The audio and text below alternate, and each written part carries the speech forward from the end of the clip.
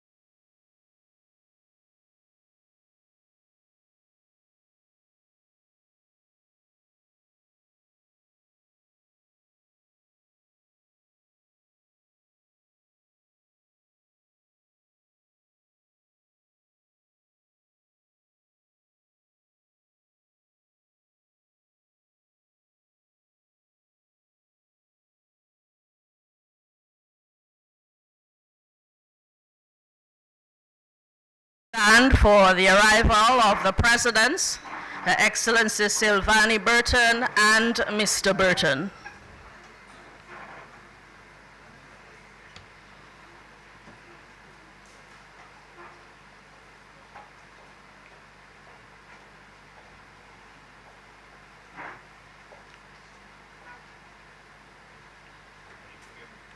The national anthem of the Commonwealth of Dominica, led by Mrs. Nicole Christian Alfred, known to many as Abia Israel.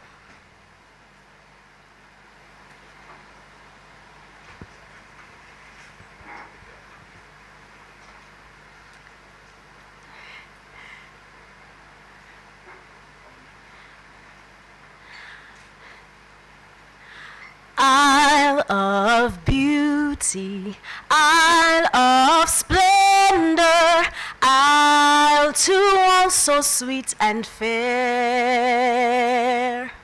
All must surely gaze in wonder at thy gifts so rich and rare. Rivers, valleys, hills and mountains, all these gifts we do extol. Healthy land, so like all fountains, giving cheer that warms the soul.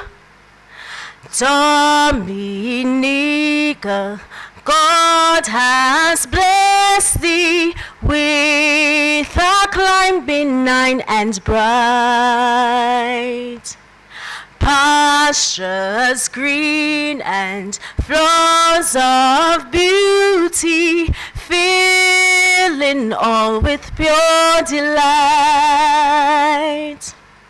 And a people strong and healthy, full of godly reverent fear. May we ever seek to praise thee for these gifts so rich and rare. Come ye forward, sons and daughters of this gem beyond compare.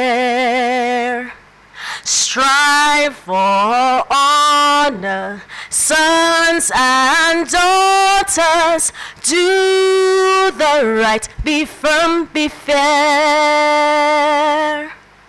Torn with hearts and hands and voices, we must prosper, sound the call, in which everyone rejoices,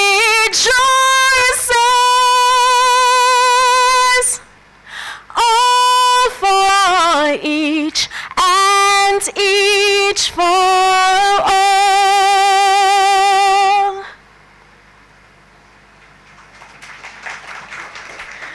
Our thanks to Mrs. Alfred. Please remain standing as I now invite Father Franklin Coffey to offer the opening prayer.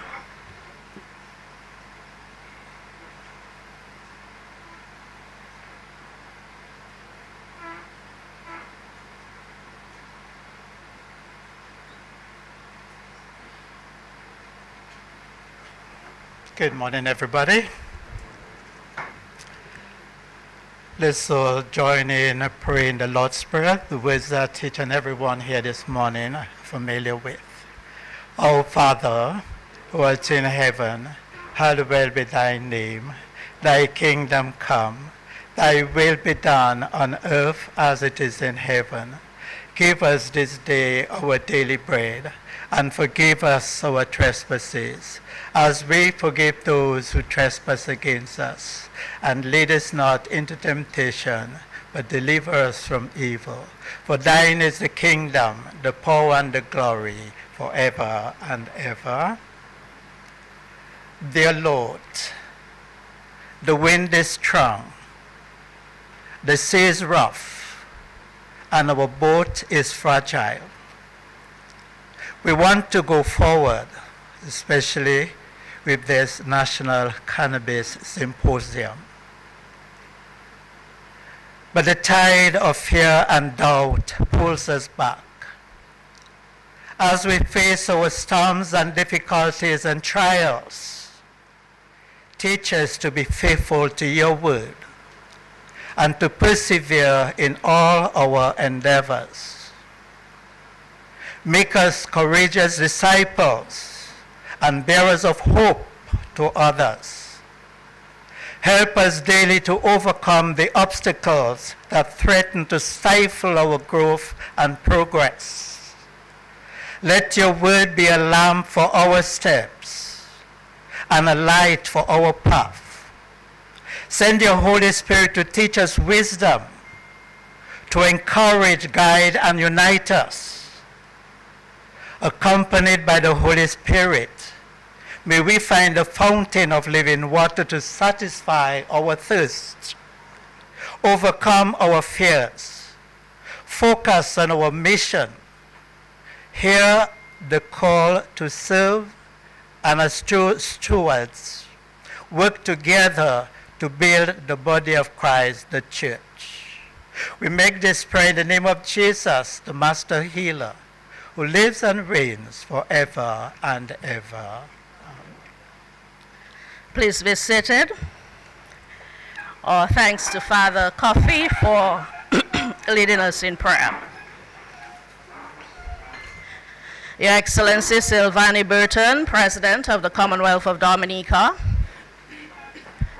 Honorable Roland Roye, Minister for Agriculture, Fisheries, Blue and Green Economy, Honorable Melissa Scarrett, Minister for Housing and Urban Development and Parliamentary Representative for Roseau Central Constituency, Honorable Kasani Laville, Minister for Health, Wellness and Social Services, other honorable members of Cabinet, Honorable Samal M. Duggins, Minister for Agriculture, Fisheries, Marine Resources, Entrepreneurship, Cooperative and Creative Economy of St. Kitts and Nevis, Mr. Ryan Anselm, Permanent Secretary in the Ministry of Agriculture, Fisheries, Blue and Green Economy, Dr. Roxanne Brisson, St. Martin, Program Director, Health, Social Inclusion and Social Protection for the OECS Commission. Other permanent secretaries who have joined us this morning. Members of the National Marijuana Advisory Committee, led by Dr. Kenneth Daru and Dr. Al Mario Kazame, and of course the others of you who are here with us this morning. Visiting dignitaries, members of the House of Nyabinge, Father Franklin Coffey, who led us in prayer, distinguished guests, members of the media, ladies and gentlemen, good morning everyone, and welcome to the National Cannabis Symposium. Over the next 2 days, we will engage in meaningful discussions and knowledge sharing with local experts and others from across the region and beyond. Our goal, as many of you know, is to shape a safe, inclusive, and economically sound medicinal cannabis industry in Dominica. Importantly, this symposium reflects the government of Dominica's firm commitment to building a framework that supports access to medicinal cannabis in a responsible way while unlocking sustainable economic growth for our people and for our country. We thank all of you for being here. Those of you who will lend your voice later, your expertise, and your presence during this important national conversation. At this point, I ask you to join me in welcoming the parliamentary representative for the Roseau Central constituency, Honorable Melissa Popon-Scarrett, to deliver welcome remarks.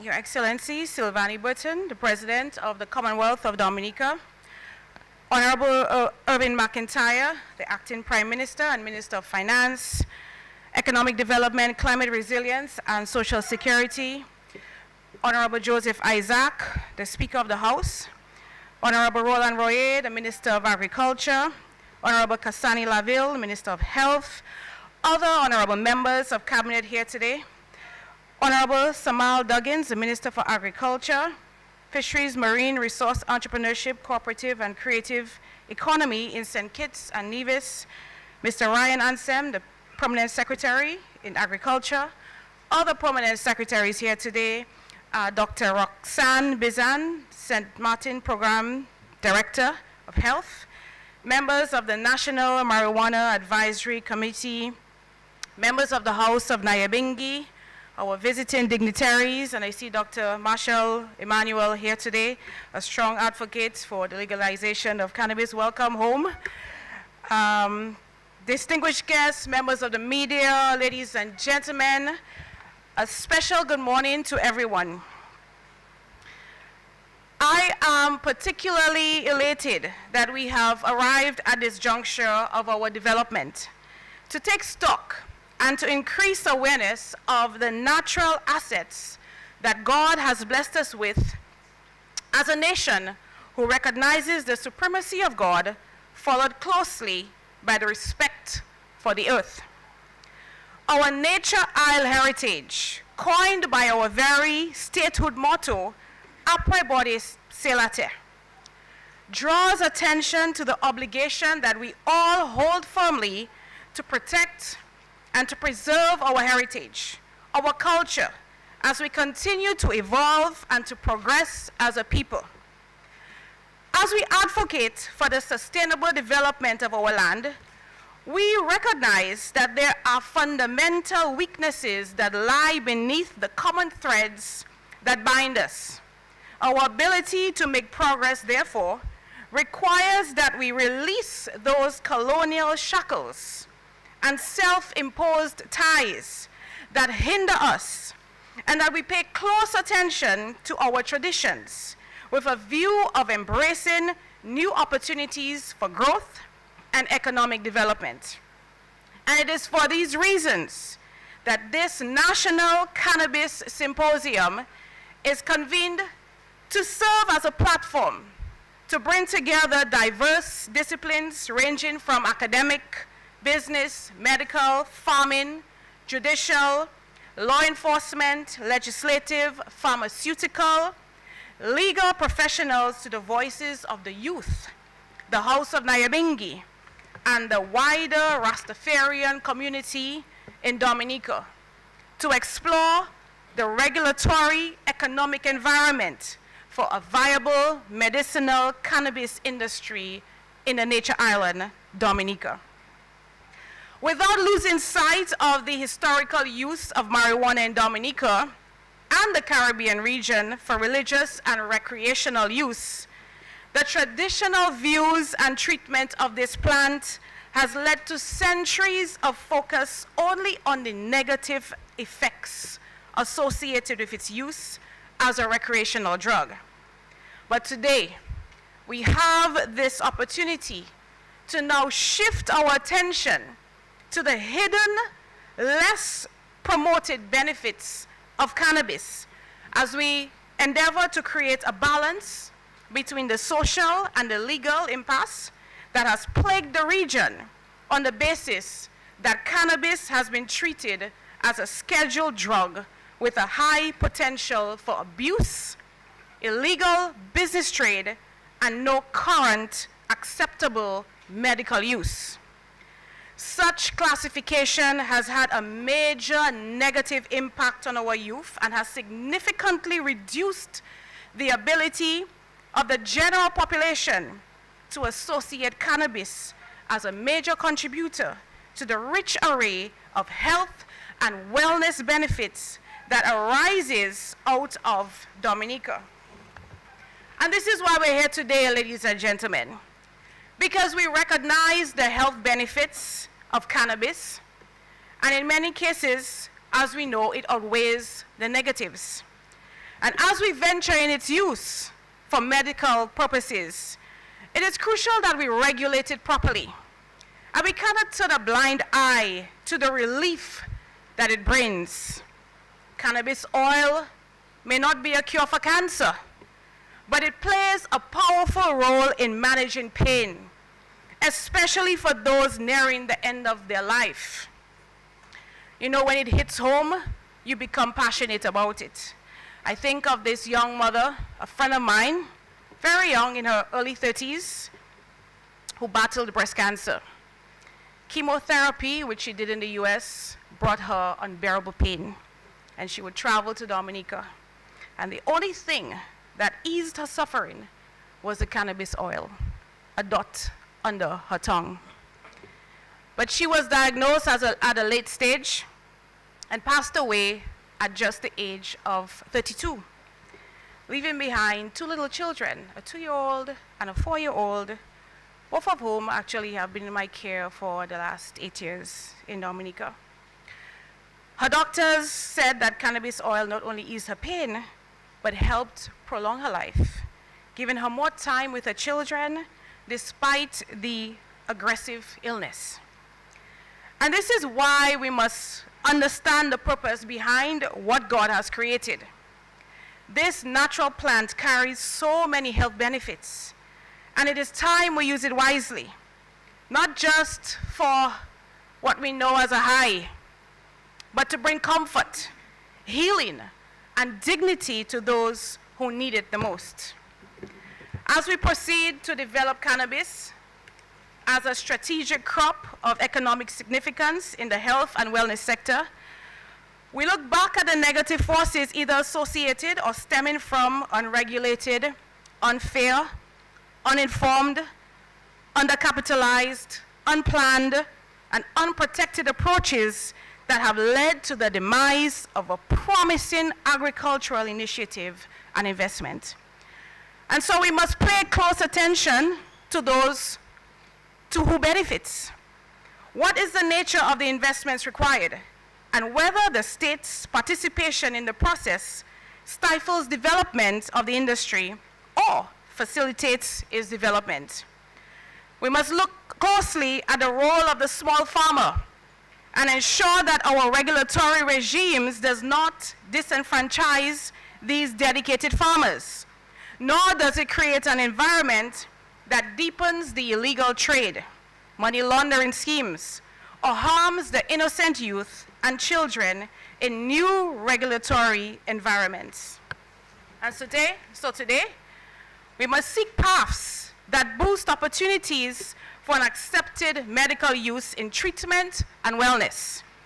Moreover, we are bound to ensure that the appropriate safeguards are installed simultaneously to engender relatively low potential use for abuse. And so each of you here today, I extend a heart-filled and gracious welcome to the city of Roseau, and I would like to encourage our visiting friends to partake in our local cuisine and the scenic views as we give credence to Bob Marley. I'm sure you know the long Bob Marley song, Legalize It. You know that song? You know that song?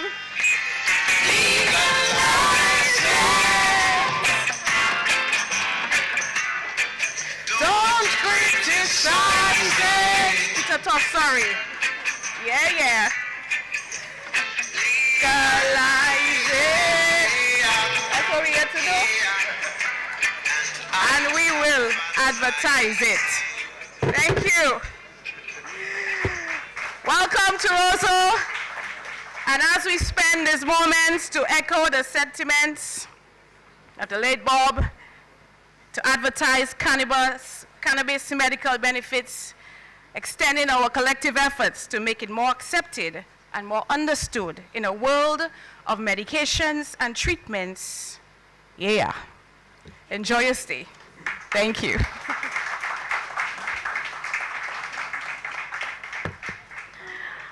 We thank the Honorable Papuan Scarrett for her warm welcome, for her creativity, and for setting the early tone, the early context for our reason here over the next 2 days.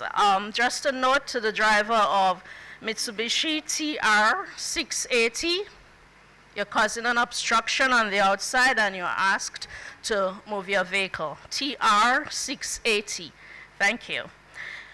We're gratified to have the support and the technical support and insights from the OECS Commission in this process. And today we are joined by Dr. Roxanne Brisson St. Martin, Program Director for Health, Social Inclusion, and Social Protection at the OECS Commission, who will share remarks with us. Please welcome her.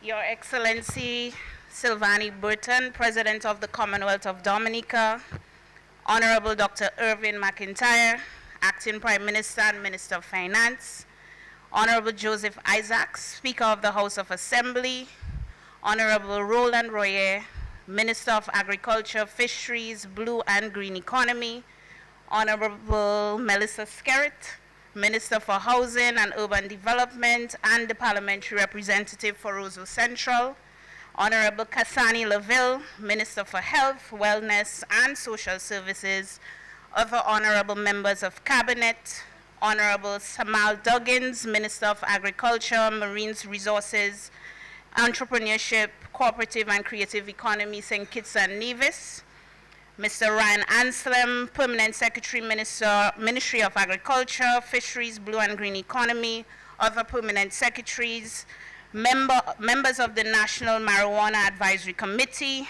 visiting dignitaries, members of the House of Nyabingi, Pastor Curfey, yes, distinguished guests, members of the media, ladies and gentlemen, all good morning and greetings. I extend greetings on behalf of Dr. Jules, the Director General of the OECS Commission, along with his sincere apologies for his absence from this important discussion. This forum serves as yet another vital channel for regionalism, aligning seamlessly with our vision and fostering regional integration, which remains at the core of the initiatives at the OECS Commission. It is indeed encouraging to witness the diverse representation from national stakeholders, both grassroots and policy-oriented, as well as from regional and international partners, all converging to engage in this discourse. The dialogue encapsulates the intricate dynamics between legalization, public health considerations, economic opportunities, and social attitudes, elements that are thoroughly reflected in the agenda for both days. The sustainability of the medical cannabis industry hinges fundamentally on our ability to aptly navigate these interrelationships, recognizing that each facet presents its own set of challenges and necessitates a thoughtful assessment of its impact on our communities. The interconnectedness to the Sustainable Development Goals also encompasses several critical areas, namely no poverty, which is our SDG 1, zero hunger, good health and well-being, decent work and economic growth, industry, innovation and infrastructure, as well as partnerships for the goal. These connections serve as a reminder of the intricate relationships that underpin sustainable development as articulated by Mohan Munasinghe. He emphasizes that these interplays are not merely multidisciplinary, but rather require transdisciplinary approaches.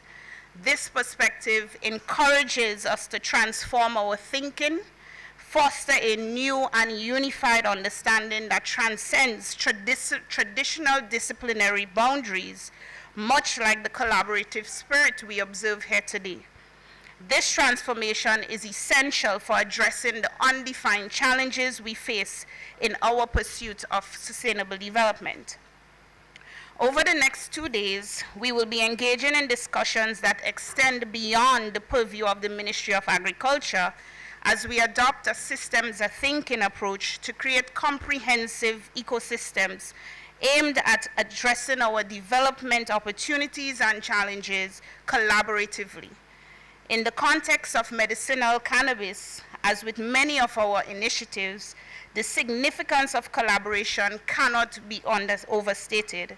It is essential for fostering an environment conducive to innovation, ensuring a continuous exchange of information bolstered by research, public education, and adaptive regulations, all while prioritizing the safety of our people. In our examination of the regulatory landscape, we possess the advantage of drawing upon the wealth of knowledge shared by our member states that have already enacted relevant legislation and established functioning licensing authorities. By exchanging best practices and identifying challenges, we can also tailor our strategies to fit our unique context. This dialogue will also address crucial topics such as licensing and compliance, ensuring that we strike an appropriate balance between seizing economic opportunities and safeguarding our developmental progress. While our discussions are firmly rooted within our national and regional frameworks, along with the investment opportunities they unveil, it is imperative that we, as small island developing states, also consider their relevance and implications within the broader international context. In the realm of medicine, the call for regulation is accompanied by an imperative to ensure product safety and efficacy. This dual focus is essential for fostering public trust and advancing our collective mission to enhance population health. Health professionals play a pivotal role in this endeavor as their comprehensive understanding of the industry's complexities, encompassing both risks and benefits, enables them to make evidence-based recommendations. Amidst the economic landscape and the challenges we currently face as a region, we acknowledge the lucrative investment opportunities within the industry, particularly those spurred by technological innovation. These developments hold promises not only for job creation, but also for reducing healthcare costs through the introduction of alternative solutions. However, it is vital to prioritize outreach and education within the population as societal factors significantly influence the industry's growth trajectory. The aspect of social capital, especially in our close-knit communities, is crucial in shaping public acceptance and perceptions of these advancements. I am confident that these topics will be at the forefront of the discussions during this symposium, where we will be exploring and expanding from a policy level downwards. The OECS Commission remains steadfast in its commitment to support our member states in the pursuit of progress for the betterment of our people. It is imperative that these dialogues transcend mere formalities and evolve into genuine commitments and actionable strategies. I wish us all a productive 2 days of meetings and networking, and I hope that we will achieve the desired outcomes that would enable us to move forward collectively. Thank you.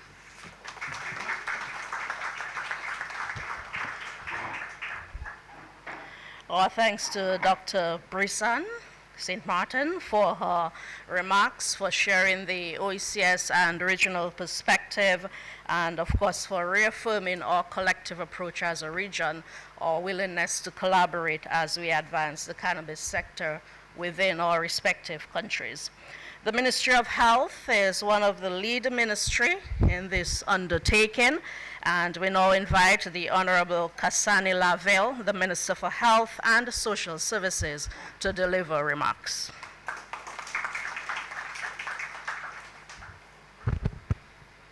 Thank you very much.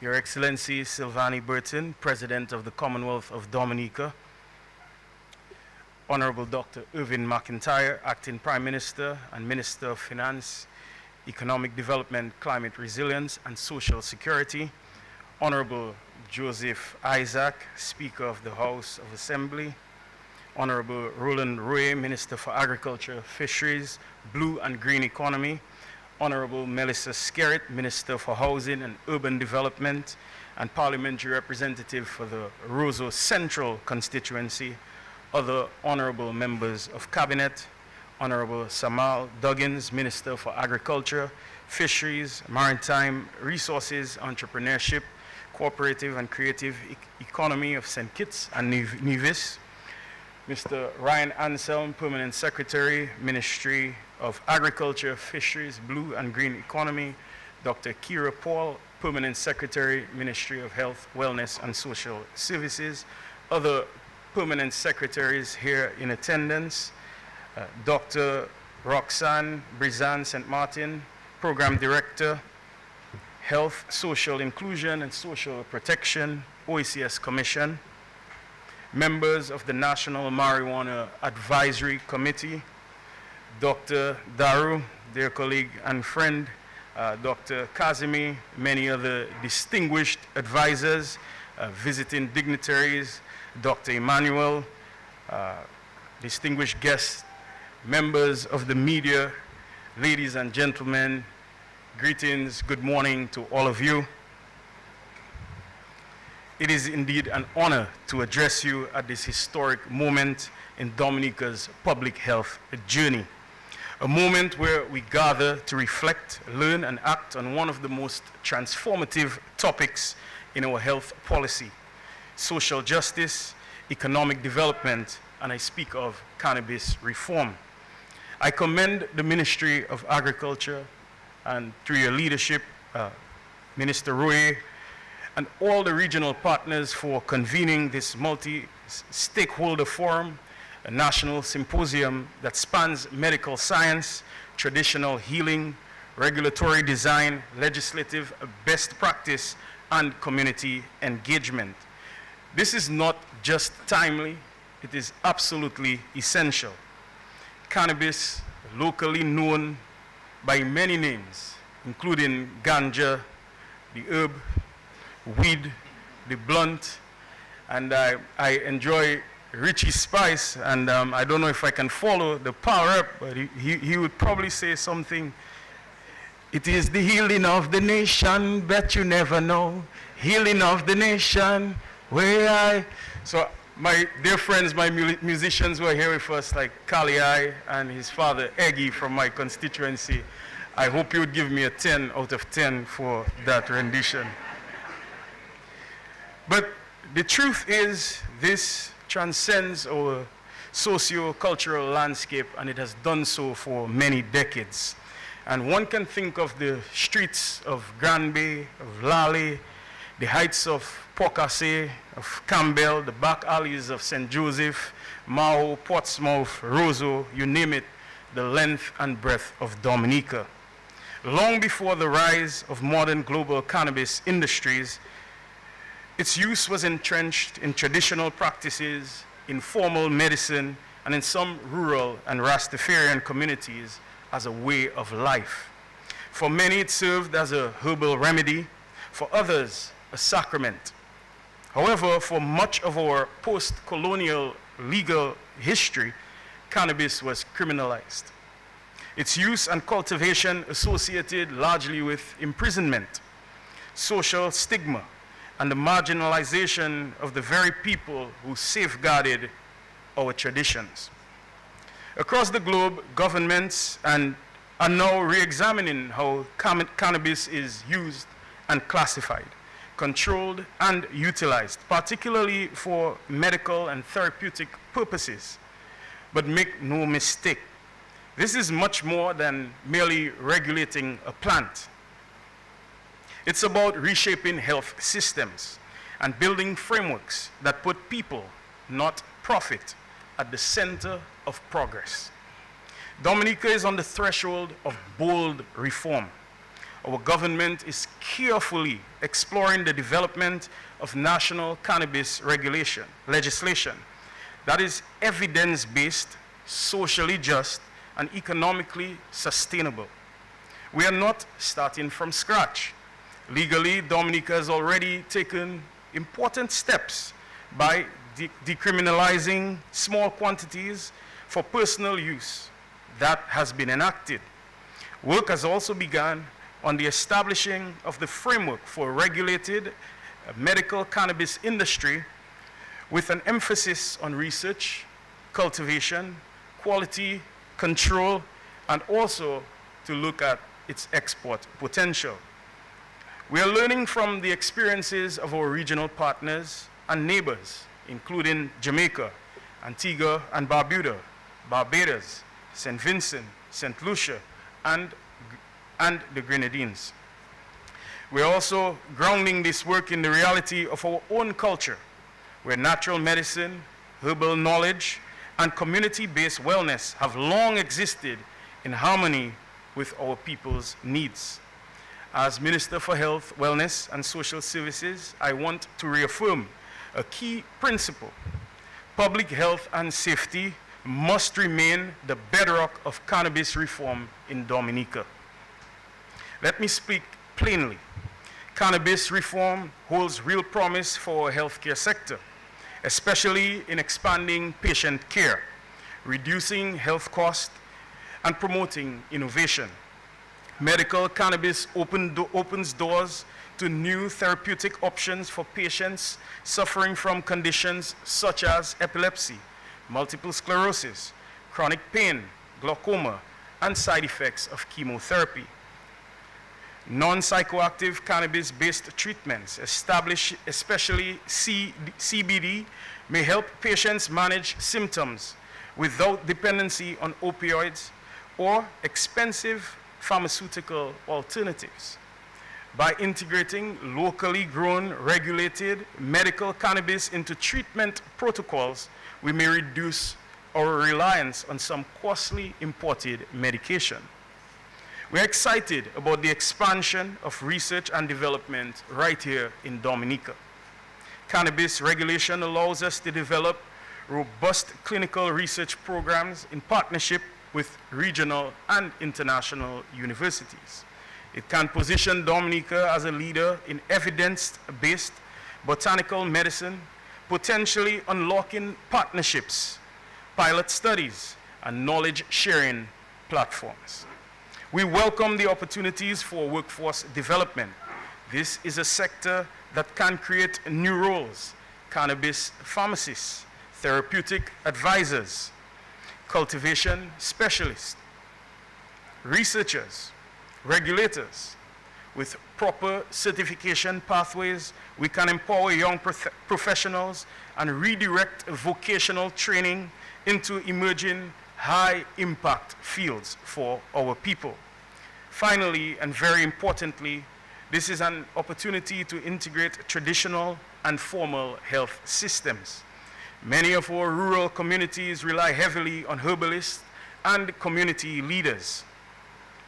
These individuals have vast experience that can and should be regulated, supported, and included in our national vision for health and wellness.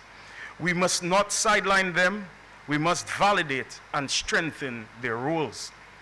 Tomorrow's session on the endocannabinoid system and the role of traditional herbalists in nutraceuticals will be pivotal. These are not theoretical conversations. These are practical questions of how we build a holistic, resilient health system that is uniquely Dominican, scientific, traditional, inclusive, and very importantly, safe. As we talk about healing, let us also speak about the potential mental health implications of cannabis use, particularly among adolescents and people with pre-existing vulnerabilities. Yes, cannabis has proven therapeutic value, but without careful guidance, we may also encounter increased cases of dependency, misuse, or psychotropic effects that complicate care. This is why mental health monitoring, early detection protocols, and counseling access must be integrated into any legal framework that we establish. We must also invest in public education campaigns to help our people differentiate between medical, recreational, and harmful use. Knowledge is the first line of protection. Our citizens deserve the facts, not fear. Colleagues, we must not repeat the injustices of the past. For decades, punitive cannabis laws disproportionately harmed and marginalized our communities and our people. In some cases, causing poverty, breaking up families, denying opportunities, and contributed to loss of lives in extreme cases. Our reform must correct that legacy. We have already taken some action by expungement of minor cases, of minor offenses. But we must also enable access to licensing of the small man and the small woman. The locals, the cultivators, and community-based herbalists. We must ensure that they are not shut out by red tape of bureaucracy and those with large capital investments. We must also consider transition packages supporting traditional farmers and low-income families in moving from informal markets to regulated production through cooperatives, training, and startups, as well as grants. The goal is not just equity on paper, but real access and ownership. This brings me to the critical question of governance. We must create a cannabis regulatory framework that is transparent, efficient, and, very importantly, enforceable. Tomorrow's session will introduce the advisory committee framework. It is our intention that this committee will be technically competent, socially aware, and independent. It will give guidance on policy in areas of licensing and compliance, quality assurance and testing, supply chain safety, health professional training, and public communication strategies. Therefore, it must also include representation from civil society, health practitioners, and herbalist associations. Because cannabis reform cannot be top-down, it must be shared governance. And let me emphasize, safety is not negotiable. Safety is non-negotiable. Whether it is packaging, distribution, prescription, or cultivation, there must be standards. strict standards. The public must be protected. Cannabis products must be tracked, must be traced, tested, and used with professional oversight. This journey does not belong to the Ministry of Health, Wellness, and Social Services alone. Cannabis reform touches on trade, justice, education, agriculture, tourism, finance, you name it. It is broad. We must work across all ministries, all sectors to ensure coherent legislation, synchronized systems, and aligned public messaging. I am pleased to note that our colleagues from various ministries are here today to join in this very important journey, highlighting and showcasing both the possibilities and also to be aware of the potential pitfalls.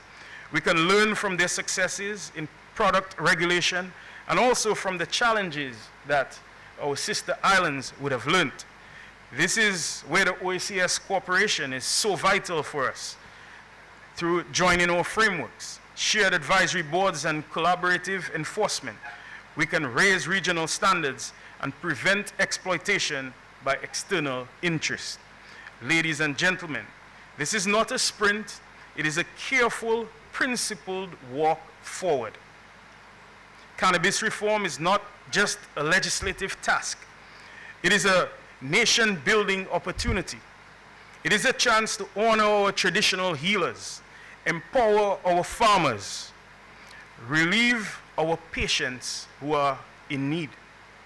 It's an opportunity to inspire young entrepreneurs and youth and strengthen our health systems.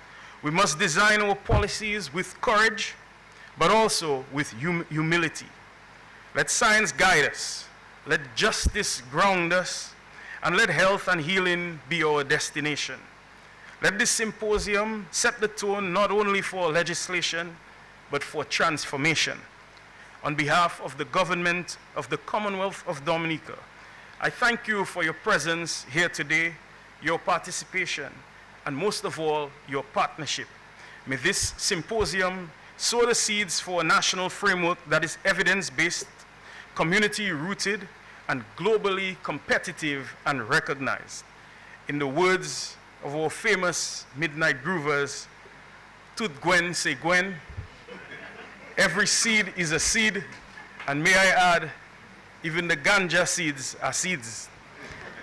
I wish you a productive, forward-looking discussion. May our work together plant the seeds of equity, wellness, and prosperity for our generations to come.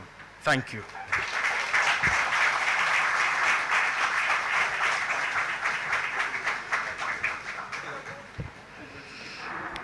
These ministers are betraying quite the knowledge of cannabis and marijuana. Who knew?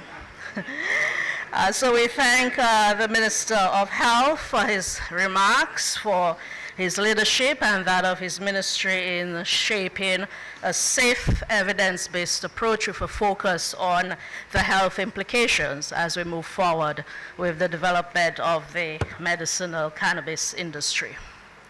As you've heard, also at the forefront of this initiative, and I can tell you they're leading with great passion and enthusiasm, is the Ministry of Agriculture. We now welcome Honorable Roland Roye, the Minister of Agriculture, to address us.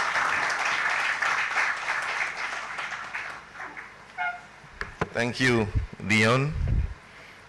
I won't sing after these two lovely renditions. I do think I can compete, so I'll take a pass on this one. Let me recognize Your Excellency Sylvanie Burton, President of the Commonwealth of Dominica, Dr. Irvin McIntyre, the Acting Prime Minister, Honorable Melissa Skerritt, Minister for Housing, of course, Cassani Laville, Honorable Minister for Health, my colleague ministers at the Ministry, Honorable Defoe and Honorable Joseph, my colleague from St. Kitts, Honorable Duggins, Minister for Agriculture, thank you for being here, Duggins, I appreciate that. Ryan Anslem, our Permanent Secretary, and other Permanent Secretaries, other members of Cabinet, thank you for being here. Dr. Marshall, Thank you for being here as well. Dr. Kenneth Daru, who's heading the National Advisory Committee, members of the Rastafarian community, stakeholders, friends, media, staff of the ministry. Good morning. It is both an honor and privilege to stand before you today at this National Symposium on Medicinal Cannabis, a symposium that marks a transformative step forward for Dominica and the wider OECS.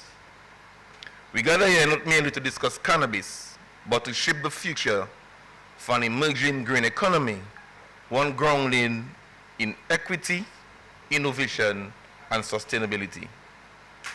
This two-day symposium is a catalyst and a platform for bold ideas, strategic dialogue, and regional solidarity. It is a call to action for policymakers, researchers, investors, health professionals, and most importantly, our people. Globally, the medicinal cannabis industry is on the rise. Estimates project growth beyond $100 billion in the coming years. Countries across the world are rapidly moving to regulate, commercialize, and integrate cannabis into the health system, agricultural economies, and research agendas. In this context, the OECS must not be left behind. Dominica must not be left behind. We have the land, the climate, traditional knowledge, and the spirit of innovation to be a leader in this space. What we need now is a coherent strategy, sound legislation, and inclusive implementation. And this symposium is a key step in that journey. We're extremely pleased to welcome representatives from St. Lucia, Antigua and Barbuda, Barbados, and St. Kitts and Nevis, as well our strategic partners from the University of West Indies and the OECS Commission and the Eastern Caribbean Central Bank and the ISC. Your presence here today is more than symbolic. It reflects our shared ambition to design a regional model for cannabis governance that works for economies, protects our farmers, and supports our public health objectives. As a government, we have deliberately invited the OECS Commission to help coordinate a regional approach to the development of a sustainable, harmonized cannabis industry. We believe this is the most effective way to leverage our collective strengths, avoid duplication, and ensure that small island states like Dominica have a strong and united voice in global cannabis discourse. In Dominica, cannabis has been formally identified as a priority commodity under our agricultural transformation strategy, joining citrus, cocoa, coconut, and coffee as one of the 5 key crops, or what we call the 5 C's, that will lead to our diversification efforts. We see cannabis not only as a high-value crop, but as a multi-sectoral asset, a resource that connects agriculture to health, to industry, to education, and international trade.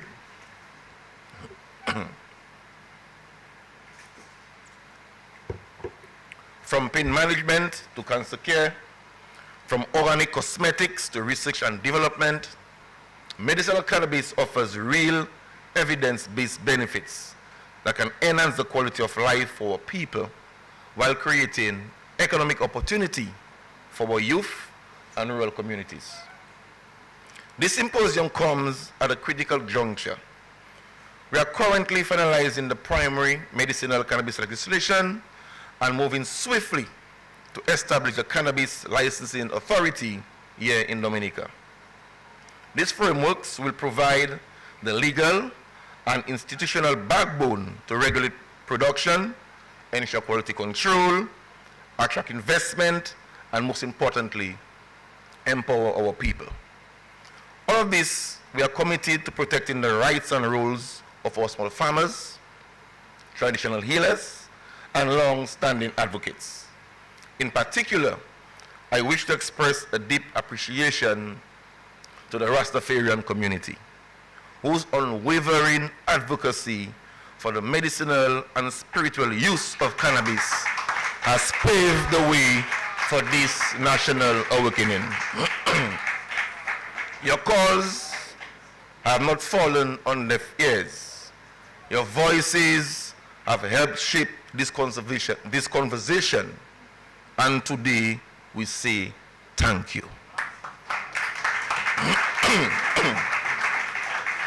Let me also place on record our sincere thanks to the Honorable Prime Minister and the Cabinet of Ministers for the vision and bold leadership in supporting this national initiative.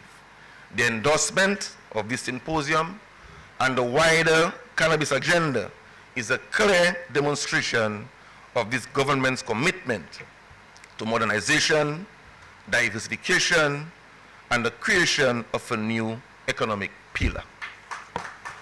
This is not a cosmetic change.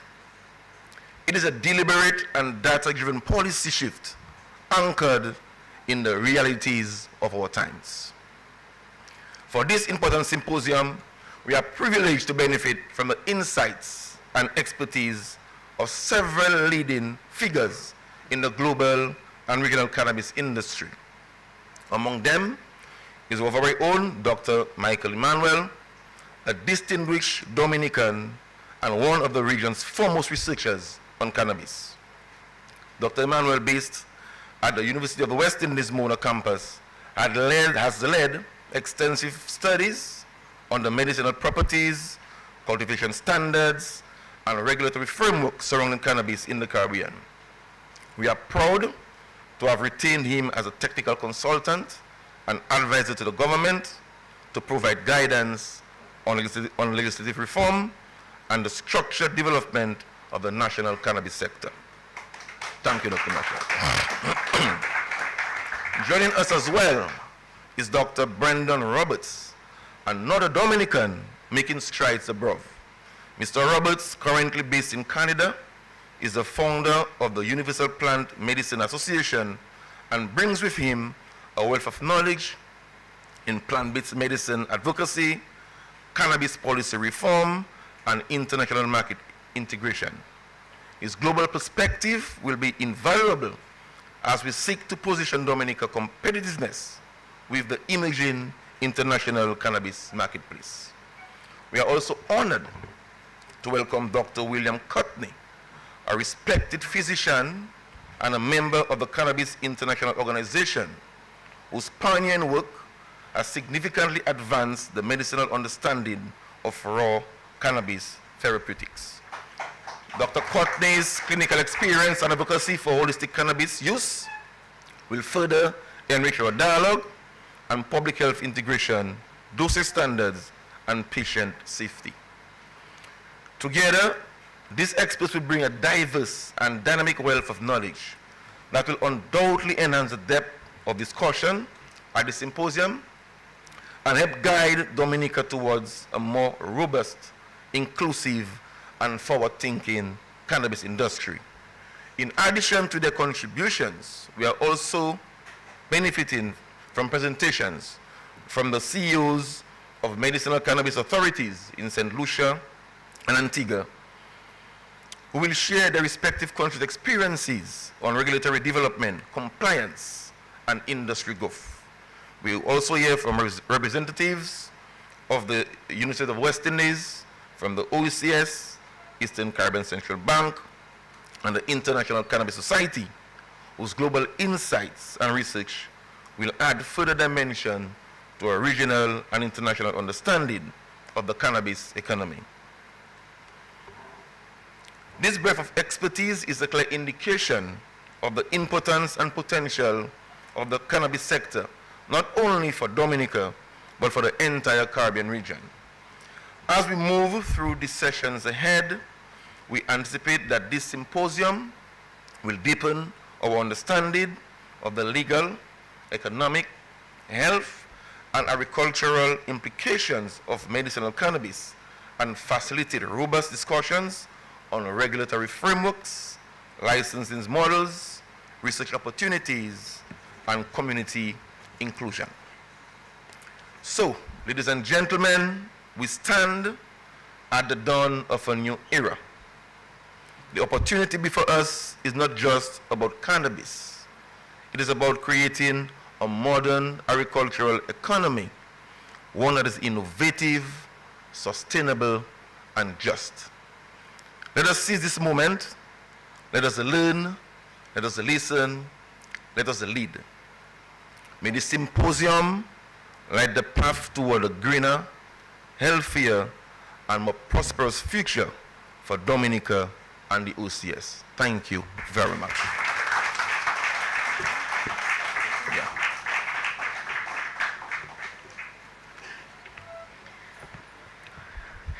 Thank you, Honorable Roye, for your remarks, for providing an overview of what we can expect over the next 2 days, and certainly for articulating a vision that puts our farmers and our Rastafarian community at the center of our push towards a medicinal cannabis industry. As we ground ourselves in culture and heritage, we now invite the drumming quartet from the House of Nyabinge, led by Cecil Wa Harv. They will perform a ceremonial drum salute and ancestral invocation.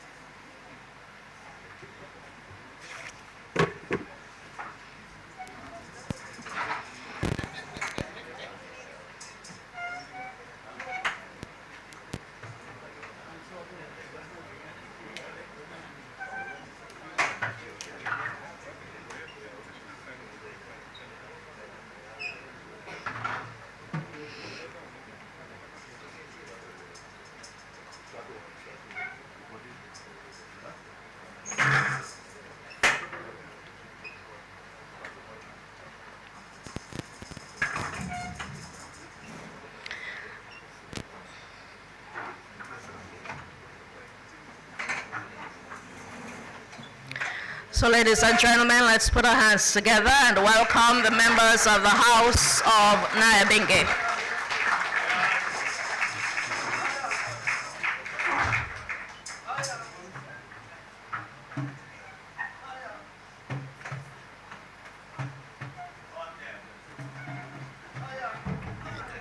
Yes, I. Greetings from the House of Rastafari. As I gather into the completion of this symposium, and I pray that everyone understand that the tribulation that we've gone through for this ganja business here, we never cease the fire.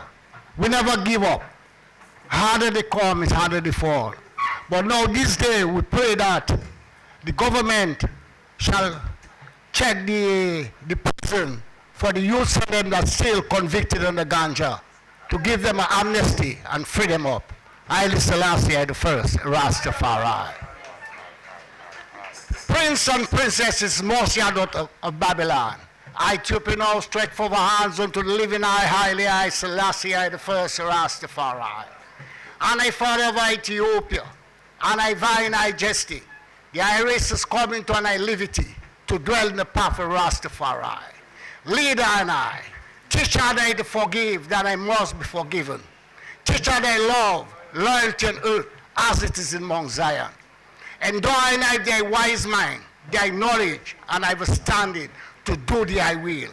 Thy blessings unto an I, that the hungry be fed, the naked be clothed, the sick be nourished, the aged be protected, and the infant cared for. Deliver I from the hands of the enemies, that I must prove fruitful in this day. And in this day, when the enemies are passed away and decay, in the depths of the sea, in the depths of the earth, in the belly of a beast, on a lake of burning fire. Oh, give an isle place, never live in kingdom, forever and ever. Through the arm of the King of Kings, the conquering lion of the tribe of Hadush, I lift up thyself, the light of the world, and the light of my foundation. That Alpha and Omega, no beginning and no end, first and forever, protectorate of annihility, and ruler of the whole universal order. So and I hail and I Father and King, highly I, Selassie I, the first, Rastafari, great and honorable I, highly I, Selassie I, the first, Rastafari, terrible I and dreadful I, highly I, Selassie I, the first, Rastafari, visible and invisible I, highly I, Selassie I, the first, Rastafari, omnipotent I, omnipresent I, highly I, Selassie I, the first, Rastafari, first ancient king and priest after the order of Melchizedek, highly I, Selassie I, the first, Rastafari, Aya Kongo I, Abashanti I, Aya Bengi I, highly I, Selassie I, the first, Rastafari, who liveth and reigneth forever and ever. Cause the isle of face to shine upon I, and cause thy night to yard free from the hands of thy enemies, both now and forever. Selassie I the first, Rastafari. Hi, hi.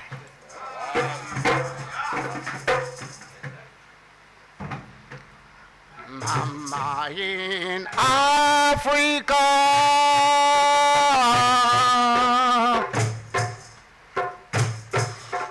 damn old lion eye, scatter lion eye all over,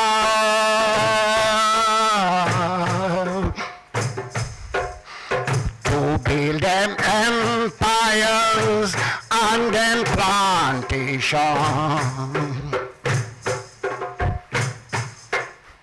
When those work was over,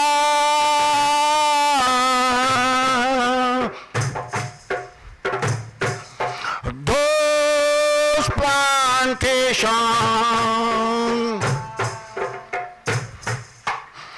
become the burial ground for we ancestors.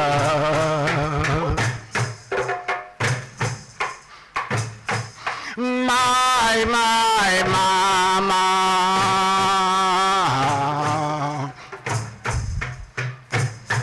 them try to turn this race into destitutes. Them try to turn this race into destitute.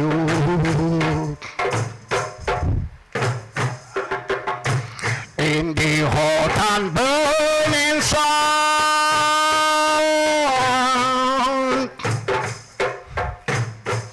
man build those plantations.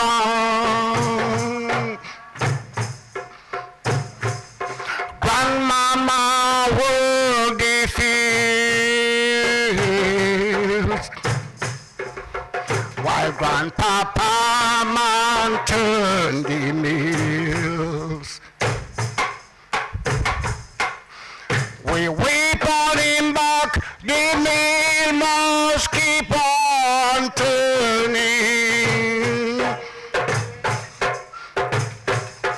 Can't rest from being tired.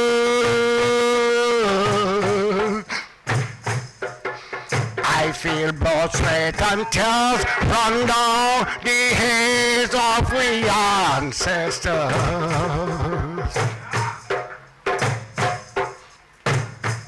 My mama,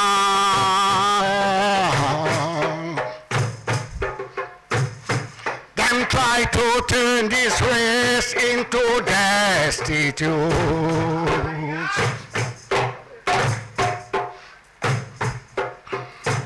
With determination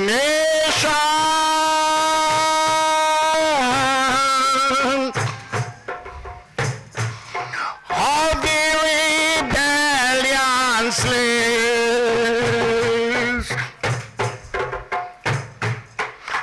develop self-confidence.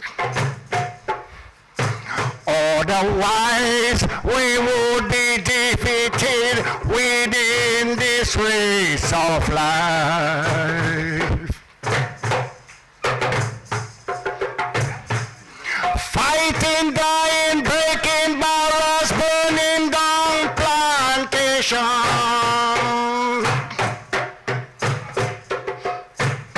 Has burst this chain within slavery.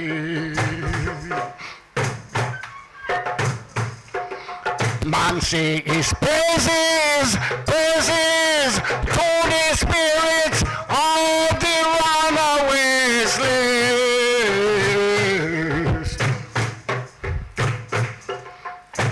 Otherwise, we would be defeated within this race of life. My mama would.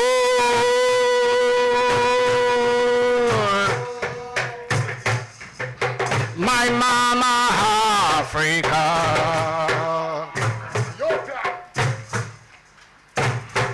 Mama, mama, my mama, woy, woy. My mama, woy.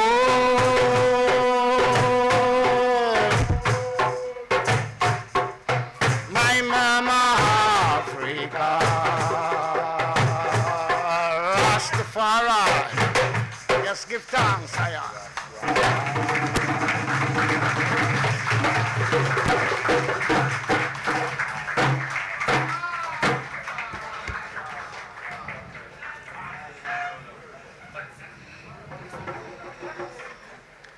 Our thanks to the House of Nyabingi, led by Cecil Harv, better known as Wa, for leading us in this ancestral invocation, I believe calling upon the wisdom of the ancestors to guide us along this journey. Thank you so much, and on behalf of the Prime Minister and the government of Dominica, we thank you for your collaboration with us as we endeavor to develop this industry here in Dominica.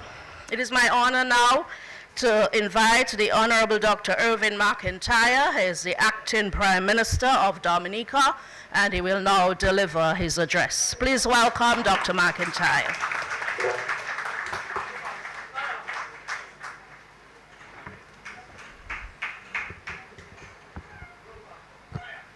Thank you. Thank you very much. Your Excellency Sylvanie Burton, President of the Commonwealth of Dominica, Honorable Roland Roy, Minister for Agriculture, Fisheries, Blue and Green Economy, Honorable Melissa Skerritt, Minister for Housing, Urban Development and Parliamentary Representative for the Roseville Central Constituency, Honorable Cassani Laville, Minister for Health, Wellness and Social Services, other honorable members of Cabinet, Honorable Samuel M. Duggins, Minister for Agriculture, Johnson Kitts and Nevis, welcome. Mr. Ryan Ansem, our Permanent Secretary in Ministry of Agriculture, other Permanent Secretaries, Dr. Roxanne Brizan from the OECS Commission, members of the National Marijuana Advisory Committee. Let me especially mention Dr. Daru, Dr. Almario Kazimi, and Dr. William Cotney. Visiting dignitaries, our consultant, Dr. Emmanuel, welcome again. Members of the House of Nyabingi, Wa, and all my friends, Father Franklin Coffey, distinguished guests, members of the media, ladies and gentlemen, pleasant good morning to all gathered here today. It is a privilege to join all of you today at this historic National Cannabis Symposium, a milestone event in our journey towards creating a viable, sustainable, and well-regulated medicinal cannabis industry in Dominica. I begin by extending apologies on behalf of the Honorable Prime Minister, who is unavoidably absent from today's proceedings due to pressing national duties. However, I assure you that the Prime Minister remains fully committed to the advancement of Dominica's medicinal cannabis industry. He has expressed his strong support for the work being done by the National Cannabis Advisory Committee and the importance of today's symposium in shaping the policy and regulatory framework for this emerging sector. His vision remains clear: to ensure that Dominica develops a responsible, inclusive, and economically viable cannabis industry that benefits all our people. On behalf of the government of Dominica, I extend heartfelt thanks to all those who made this National Cannabis Symposium possible. To the members of the National Cannabis Advisory Committee, your tireless efforts, research, and consultations have laid the foundation for meaningful reform. To the Ministry of Agriculture, Ministry of Health, and all our partners, your dedication is commendable. We also express deep gratitude to our local and international panelists who will share knowledge and perspectives over the next 2 days. Your expertise will help guide Dominica on this transformative journey, and we are truly grateful for your contributions. Our objective during this symposium is to explore the vast potential of the cannabis plant for public health, economic empowerment, agricultural revitalization, and social equity.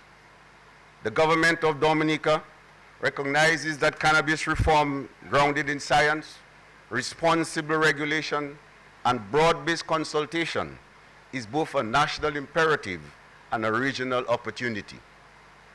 In our 2024-2025 national budget, we articulated a clear vision to develop comprehensive legislation that ensures safe access to medicinal cannabis products while creating economic opportunities for local growers and processors. We are steadfast in our belief that this emerging industry must be built on the pillars of quality, sustainability, and inclusiveness. Dominica's approach is rooted in our broader objective to modernize agriculture and create value-added products. We are focused on unlocking a value chain that stretches from research and cultivation to processing, manufacturing, and export. We want our farmers, our agro-entrepreneurs, and our young innovators to be front and center in this new green economy. Already, we have made meaningful progress. We hosted national consultations to the CARICOM marijuana report in 2018. We decriminalized small quantities of cannabis, that is up to 28 grams, and 3 plants per household. That was in 2020.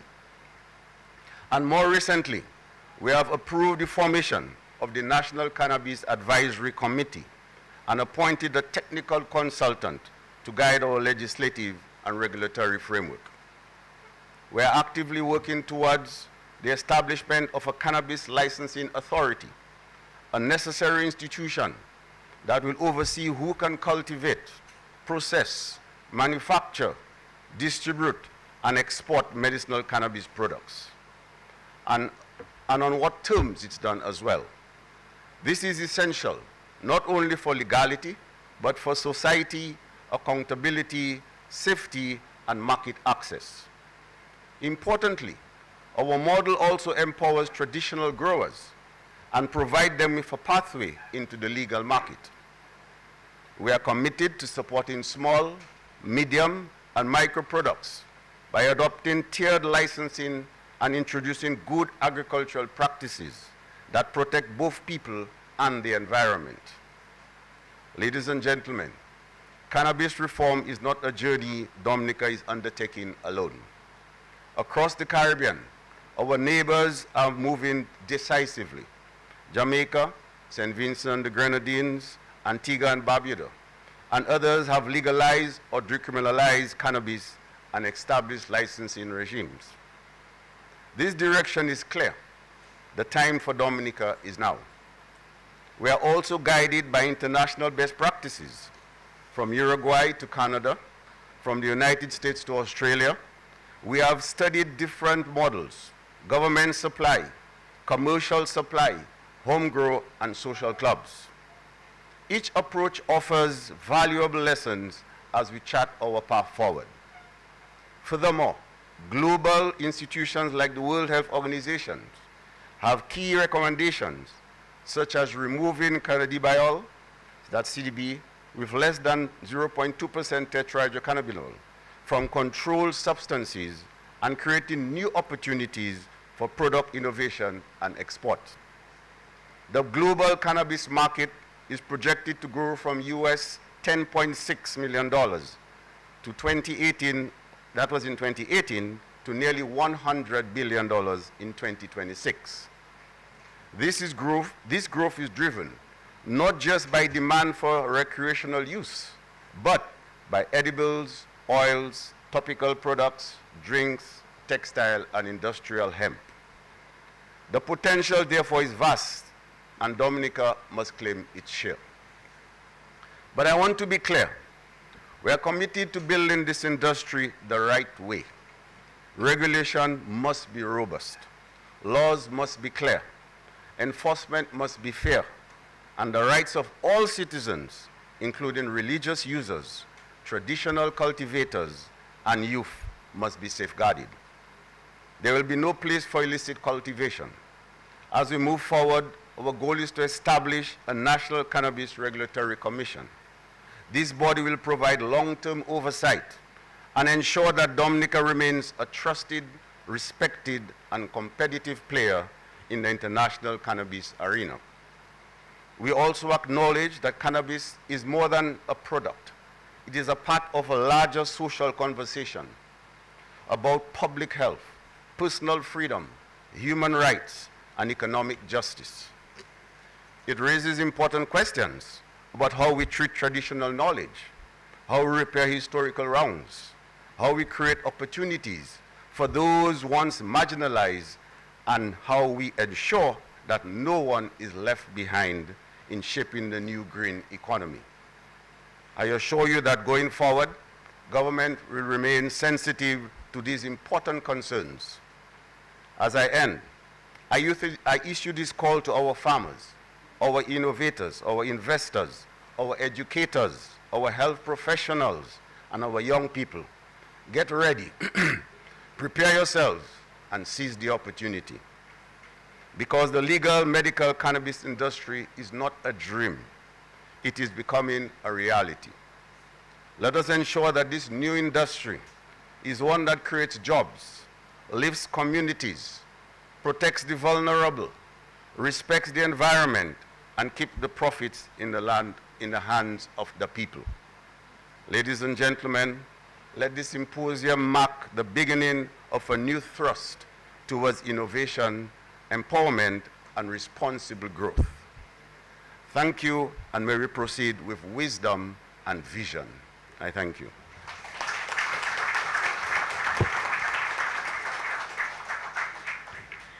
Our thanks to the Acting Prime Minister, Dr. Irvin McIntyre, for articulating really clearly the vision of the government of Dominica and how we plan to move ahead with developing this industry. Thank you so much, Honorable McIntyre, for your remarks and, of course, for representing so ably the Honorable Prime Minister, Roosevelt Skerrit. We're nearing the end of our opening ceremony, but at this point I would like to invite Ms. Mark from the Ministry of Agriculture, who will assist us with presenting tokens of appreciation, first to the President of the Commonwealth of Dominica, Her Excellency Mrs. Silvani Burton.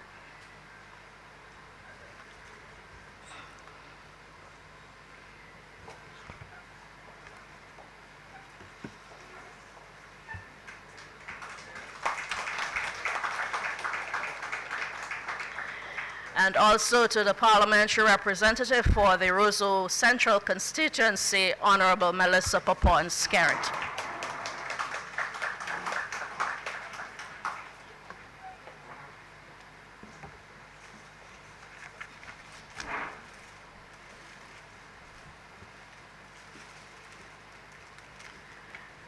Thank you so much.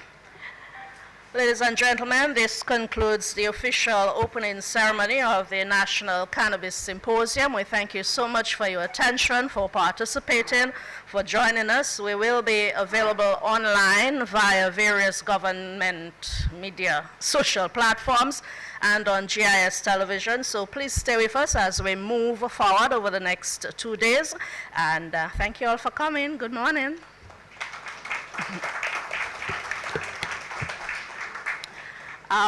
The lady from the Ministry of Agriculture, Ms. Petra, she is requesting that we take a group photo with the members of the head table, our panelists, those of you who've joined us from abroad. Minister Huggins, is it? Duggins. Thank you so much for being here. Please join us at the front of the building for a group photo. At this point, I invite you to stand for the of the President of the Commonwealth of Dominica, Her Excellency Sylvanie Burton, and Mr. Burton.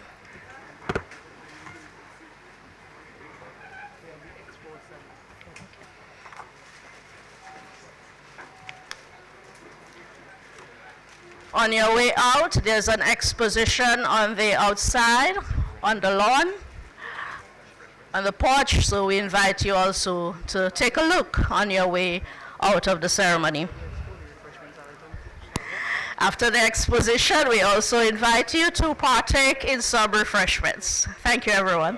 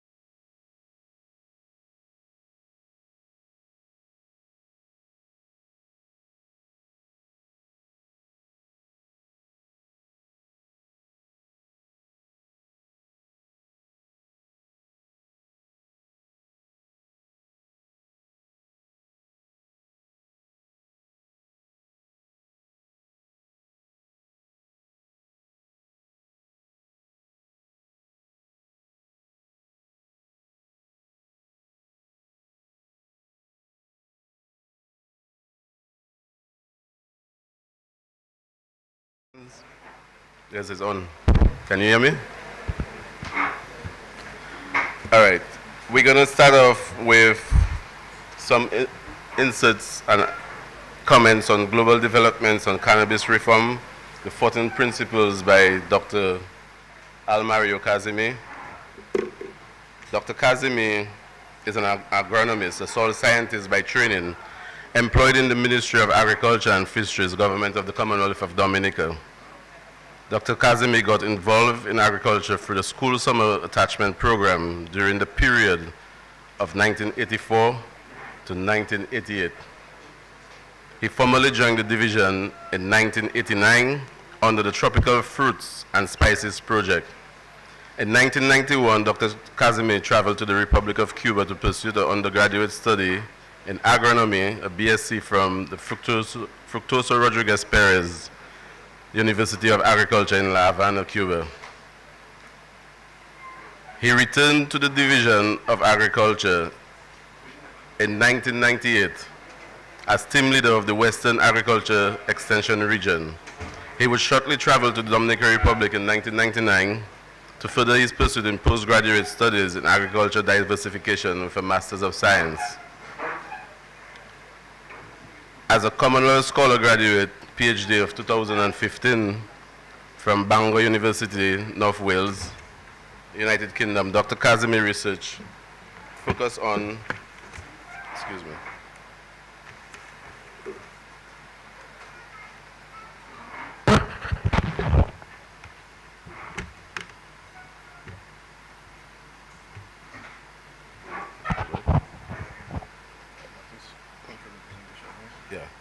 His research was focused on the management of phosphorus in tropical volcanic soils, the mechanisms of phosphorus soils, chemistry, and the relationship between land use. Please let us all welcome Dr. Almario Kazimi to give the presentation.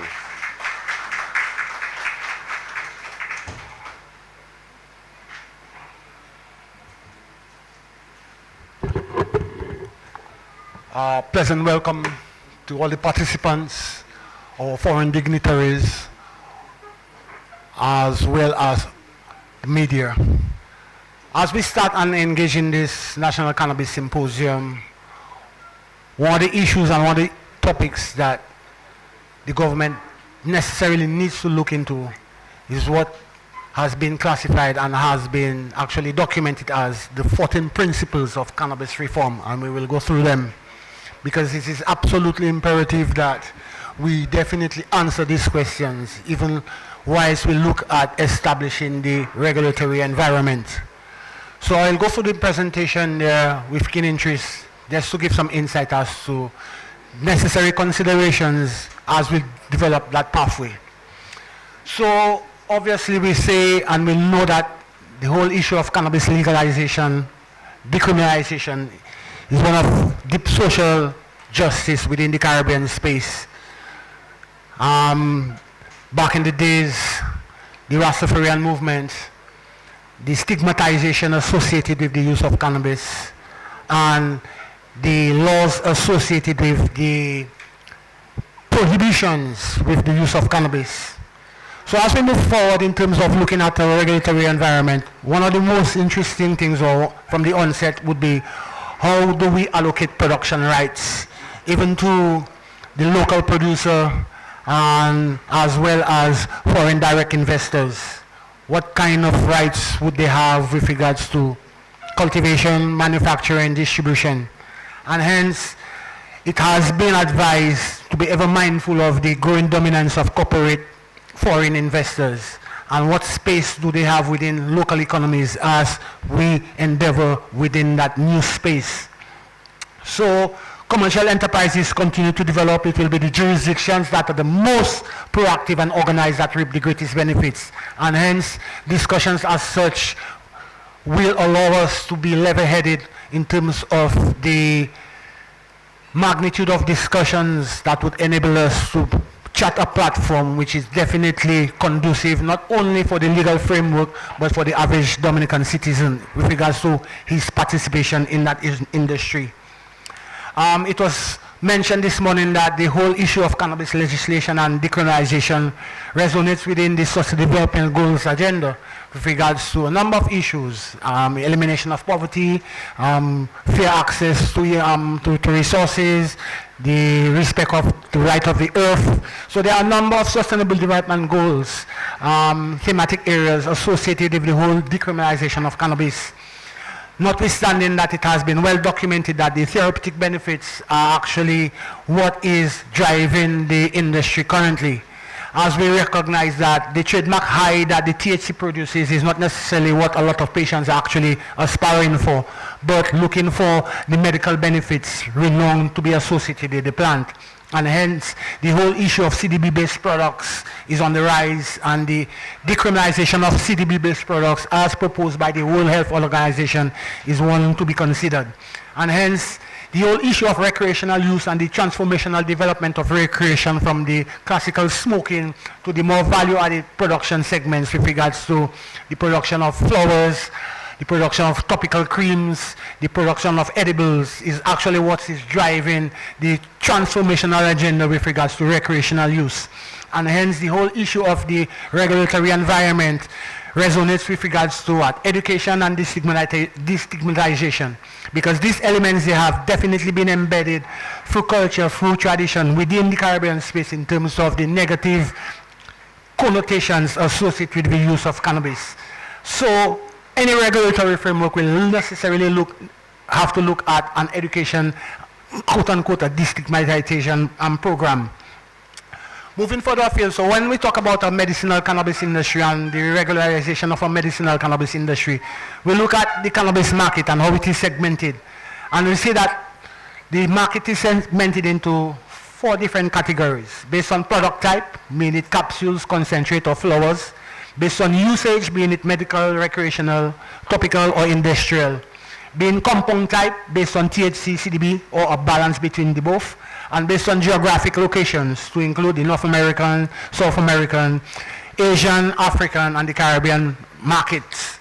So the cannabis market, as was mentioned this morning, is expected to grow by $100 billion by the year 2076. That's next year somewhere about.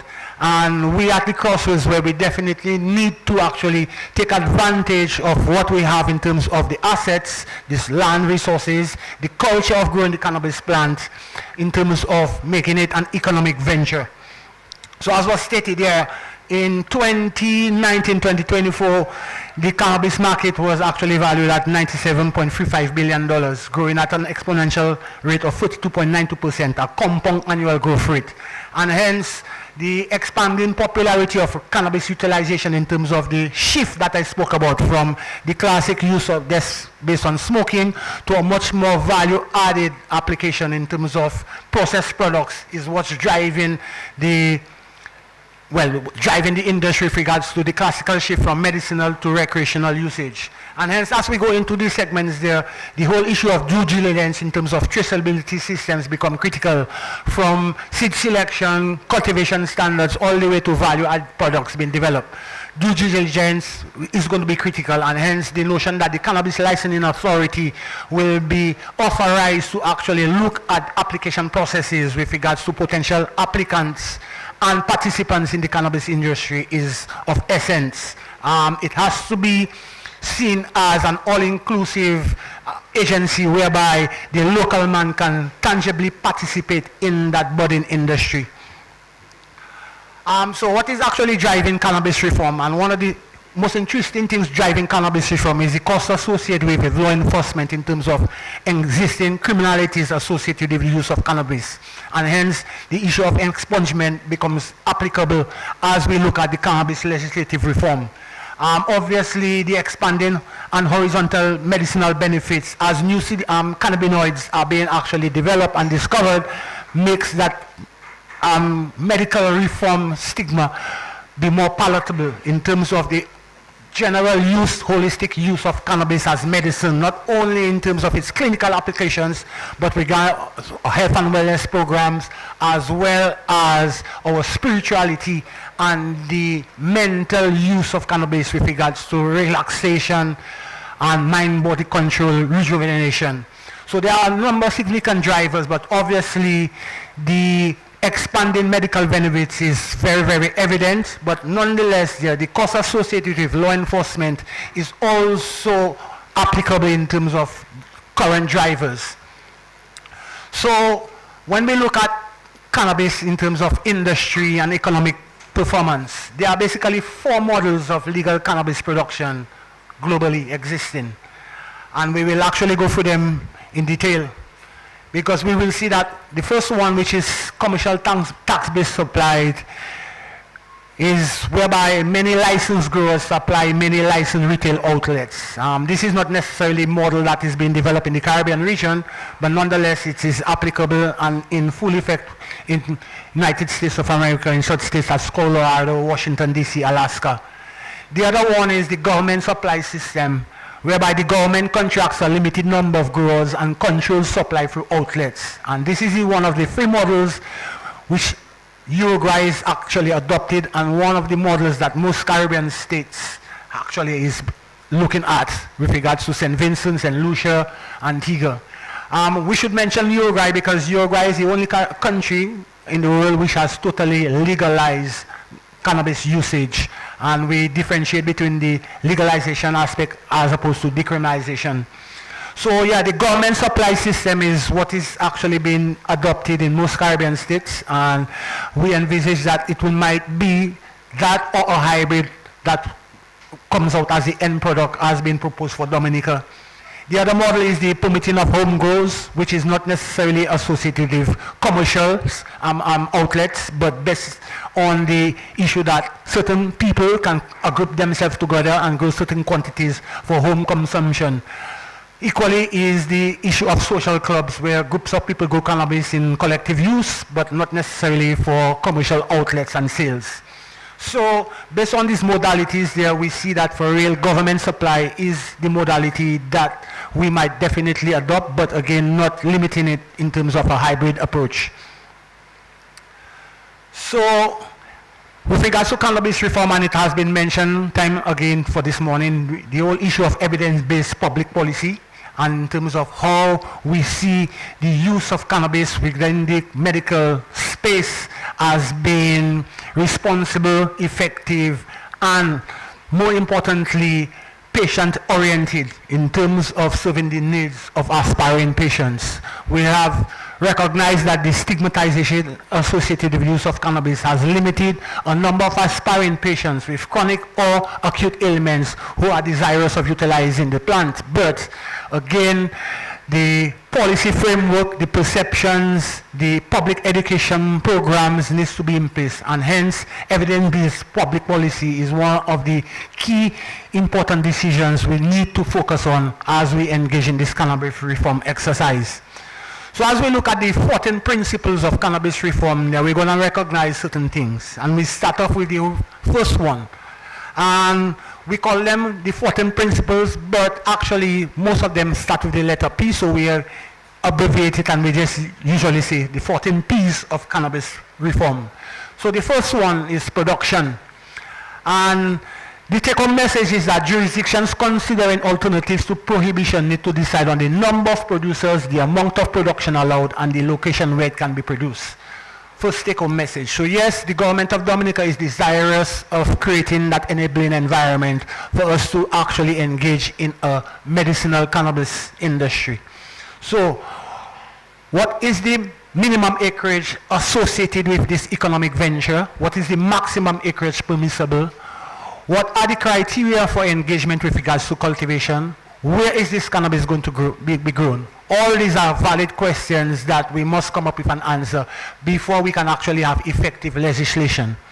So like prohibition dramatically raises the cost of producing and distributing agricultural products, and hence costs are inflated because suppliers need to be compensated at the risk of arrest, incarceration, theft, and sometimes violence. And that is why in the early days we saw that cannabis business was usually transacted on a cash-based basis, and we will come into that with regards to the issues related to the banking and financial services. But the take-home message again is who, where, and how. The second issue that we should be actually concerned about is the profit for-profit motive. And we are being actually guided by the fact that we should be concerned that for-profit industries and its lobbyists will necessarily fight against regulations and taxations. Just like the alcohol and tobacco industry did, be mindful of the for-profit industries, and hence the take-home message, look, homegrown local industries has to be at the top and at the front burner. The third principle of the cannabis reform that all jurisdictions will need to consider is the issue of advertisements and promotions.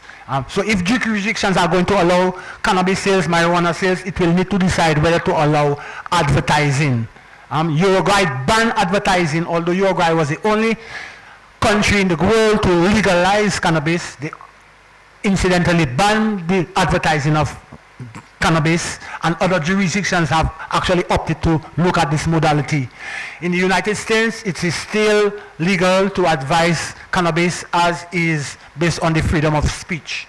So the take-home message is that we definitely need strong legislation which will actually protect our vulnerable groups, to include our school attendees, our vulnerable groups, to include the elderly, and so forth. So the issue of promotion, is it going to be allowed, or is it going to be banned, is something that we must classically answer with regards to the legislative reform. The other issue that comes up in terms of the 14 principles is the issue of prevention. And legalizing jurisdictions will also have to decide if they are going to devote resources to prevent efforts, especially for youth, and if so, whether they plan to change the message to reflect the new legal environment. There's also the issue of timing. Many legalization advocates will argue that tax revenues from legal marijuana can be used to fund prevention, but jurisdictions need to decide whether they want to have this prevention effort developed and implemented before legal marijuana hits the street. So the whole issue of our promotion, prevention campaigns in terms of preventing our vulnerable groups, are we going to do that during the course of the implementation of the law, or are we going to do it as we speak? The other issue of concern is the issue of policing and enforcement. And legalizing ganja will not eliminate police interactions involving cannabis.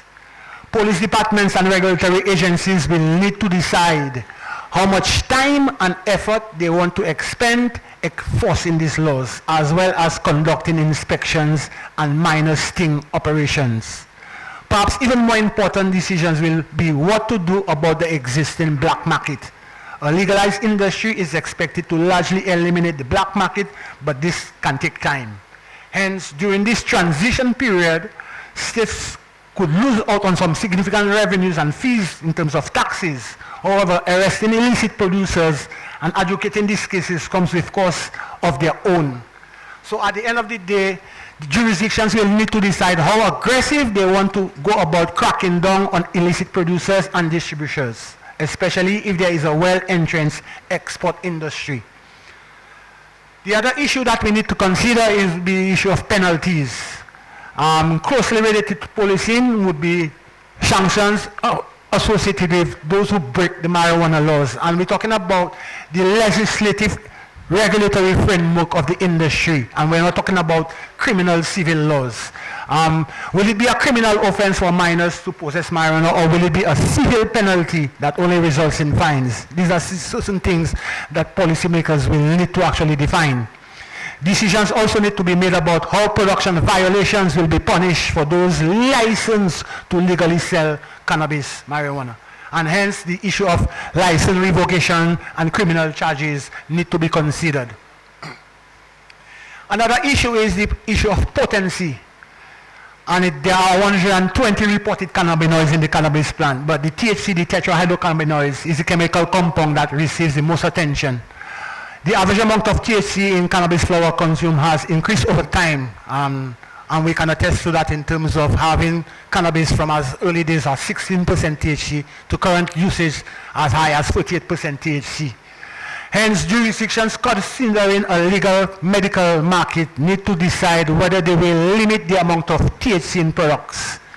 Neither Colorado nor Washington states limit THC levels, but the Dutch continue to discuss whether to limit THC in cannabis sold in their coffee shops to a maximum percentage of 15.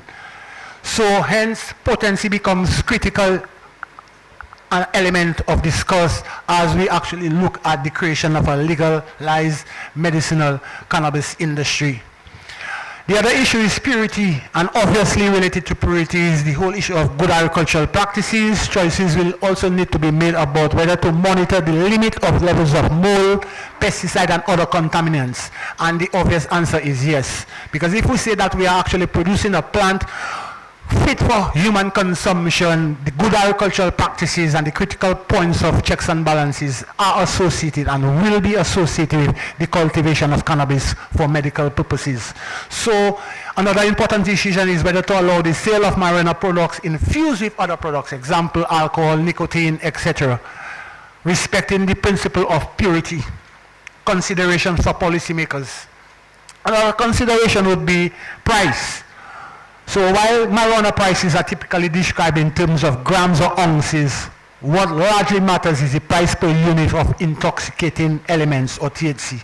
And hence, are we going to look at a price structure based on volume, or are we going to look at a price structure based on quality, i.e. THC levels? So at the end of the day, when formulating this legalized medicinal cannabis industry, these are some of the issues that necessarily will need to be answered. So license fees and regulations can add costs that can be passed on to consumers, but the biggest tool is taxation.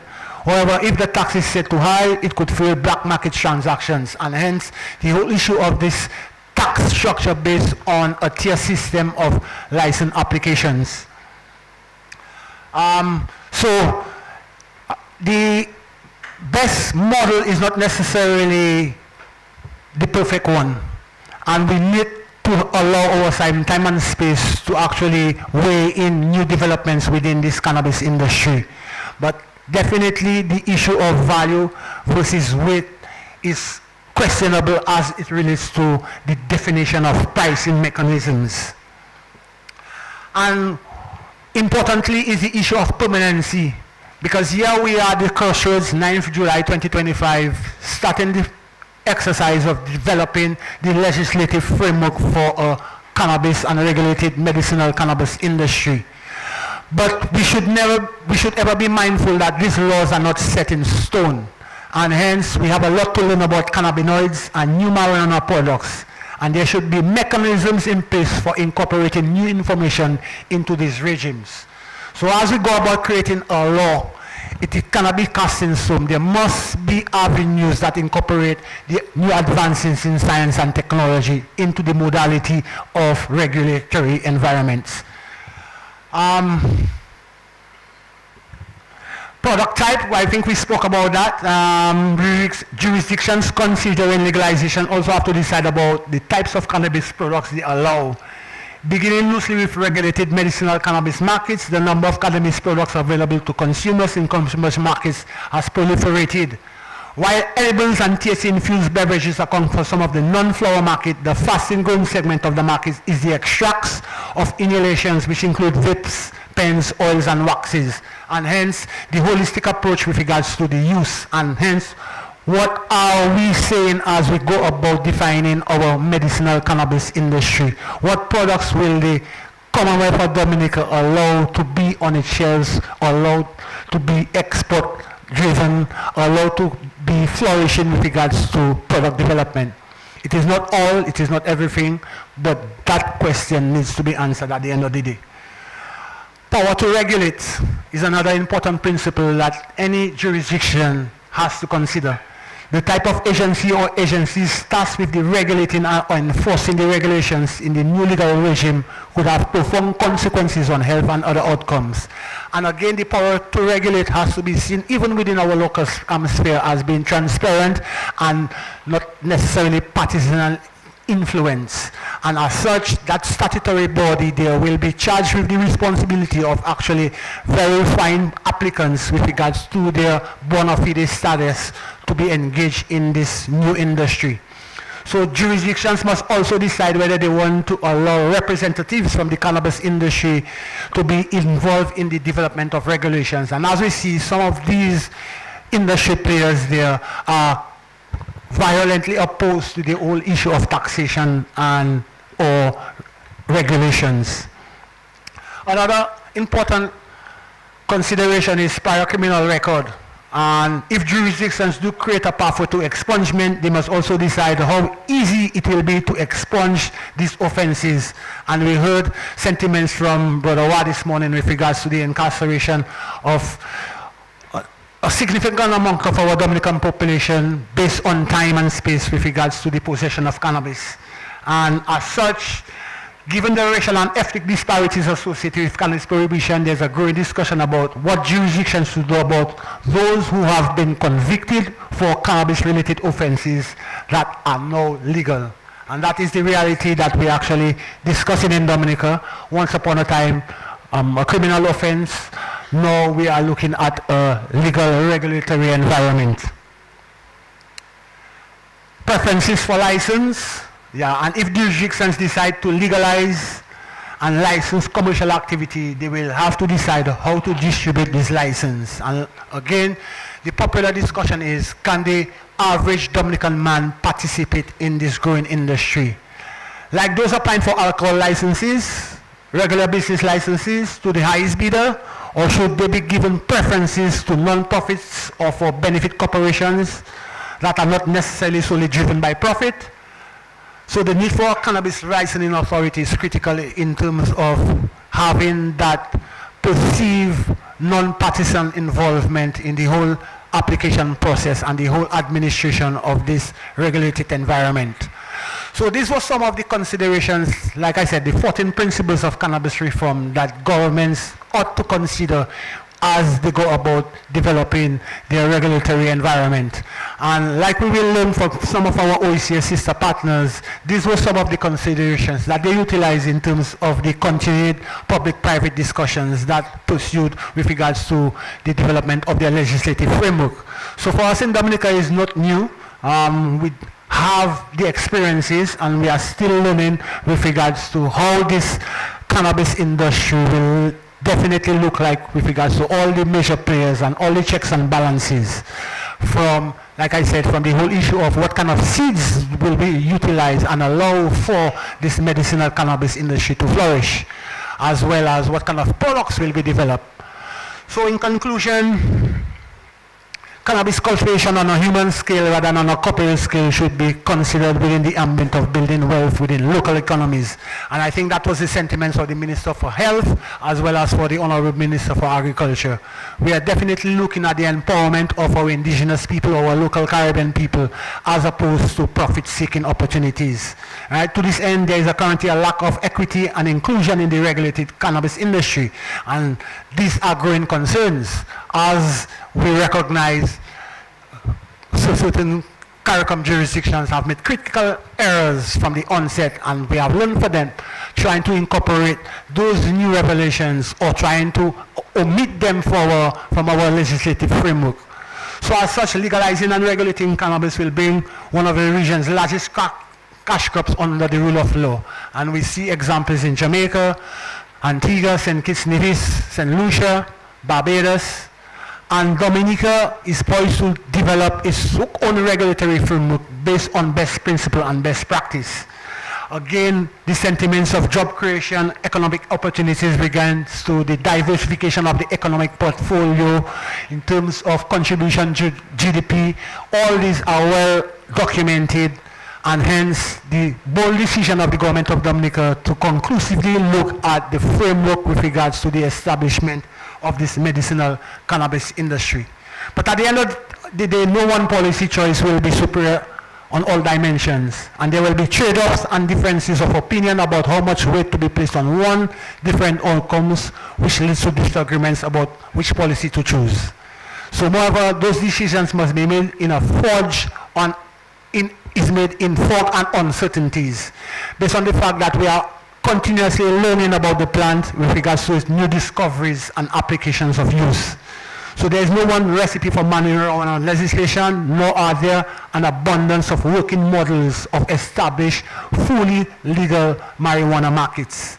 And as such, it must be expected that any initial set of choices will need to be reconsidered in the light of experience, new knowledge, and changing conditions, including state policy and the policies in the international community.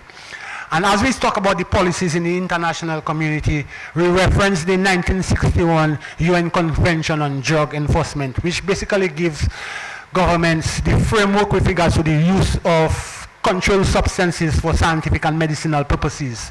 And in 2018, the UN Secretary General presented a report to the World Health Organization suggesting that cannabis be reviewed in terms of its classification. And currently, cannabis is classified as a Schedule 4 drug, synonymous to amphetamine, synonymous to heroin. And that is what is basically has the teeth with regards to law enforcement. So it's a drug, war on drugs in the 80s, you know. So that scheduling of cannabis, synonymous to heroin, amphetamines, has been reconsidered. And the recommendations from since 2018 is that one, products containing 0.2% of THC be reclassified in terms of its CDB application. And two, products which are totally based on CDB products are totally liberalized and enter into the market, which creates economic opportunities for new health and wellness and medical products to be available for aspiring patients and or needing patients. So these are some of the international policies currently guiding where we are. Because was it not for the 61 Convention on the UN Convention on the Control of Drugs, we would probably be not in that discussion. Because the issue of cannabis is as old as the existence of man. And hence, where we are right now, there are man-made laws imposed on natural progression of life. And as such, we will hear these sentiments come up in our discourse. But in conclusion, the opportunity presenting or being presented for Dominica right now is golden, green, budding, and we are taking advantage of it in terms of being level-headed, creating an environment which is safe, effective, and most of all, viable. Because it's not for now. This too short to farm thing is not for now. It has to be for the prosperity and generational wealth creation within the Commonwealth of Dominica. Thank you.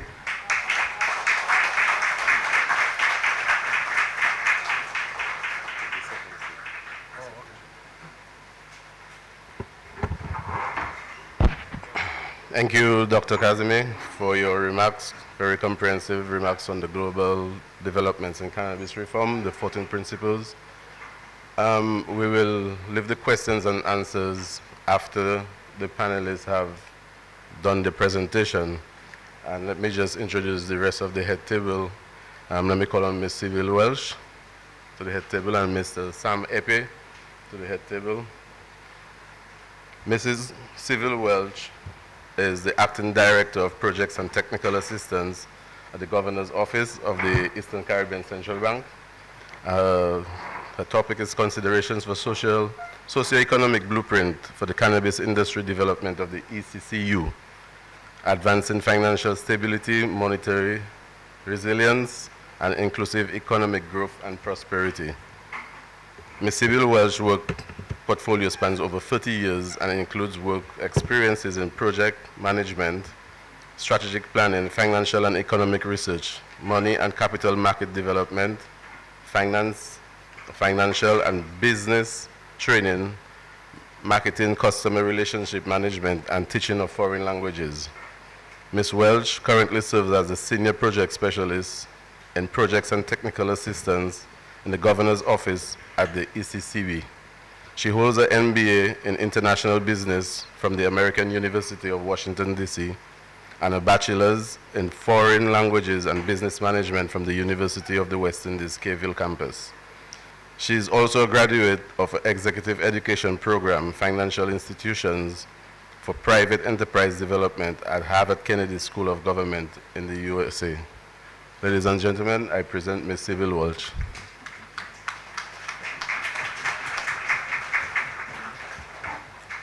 It's good afternoon, so good afternoon all. I bring warm greetings from the Eastern Caribbean Central Bank. It is really a pleasure to be here and a protocol established. I want to engage you on considerations for a socioeconomic blueprint for the cannabis industry development in the Eastern Caribbean Currency Union, anchored in three fundamental issues of the region. We are talking about monetary stability, financial stability, and economic growth and prosperity. And why am I anchoring in these? Because these are the mandates of the Eastern Caribbean Central Bank. You know, when the architects of the Central Bank decided to coin the ECCB agreement of 1983, they recognized the interconnectedness and the interdependence of these three variables. Yes, we take our landscape for granted.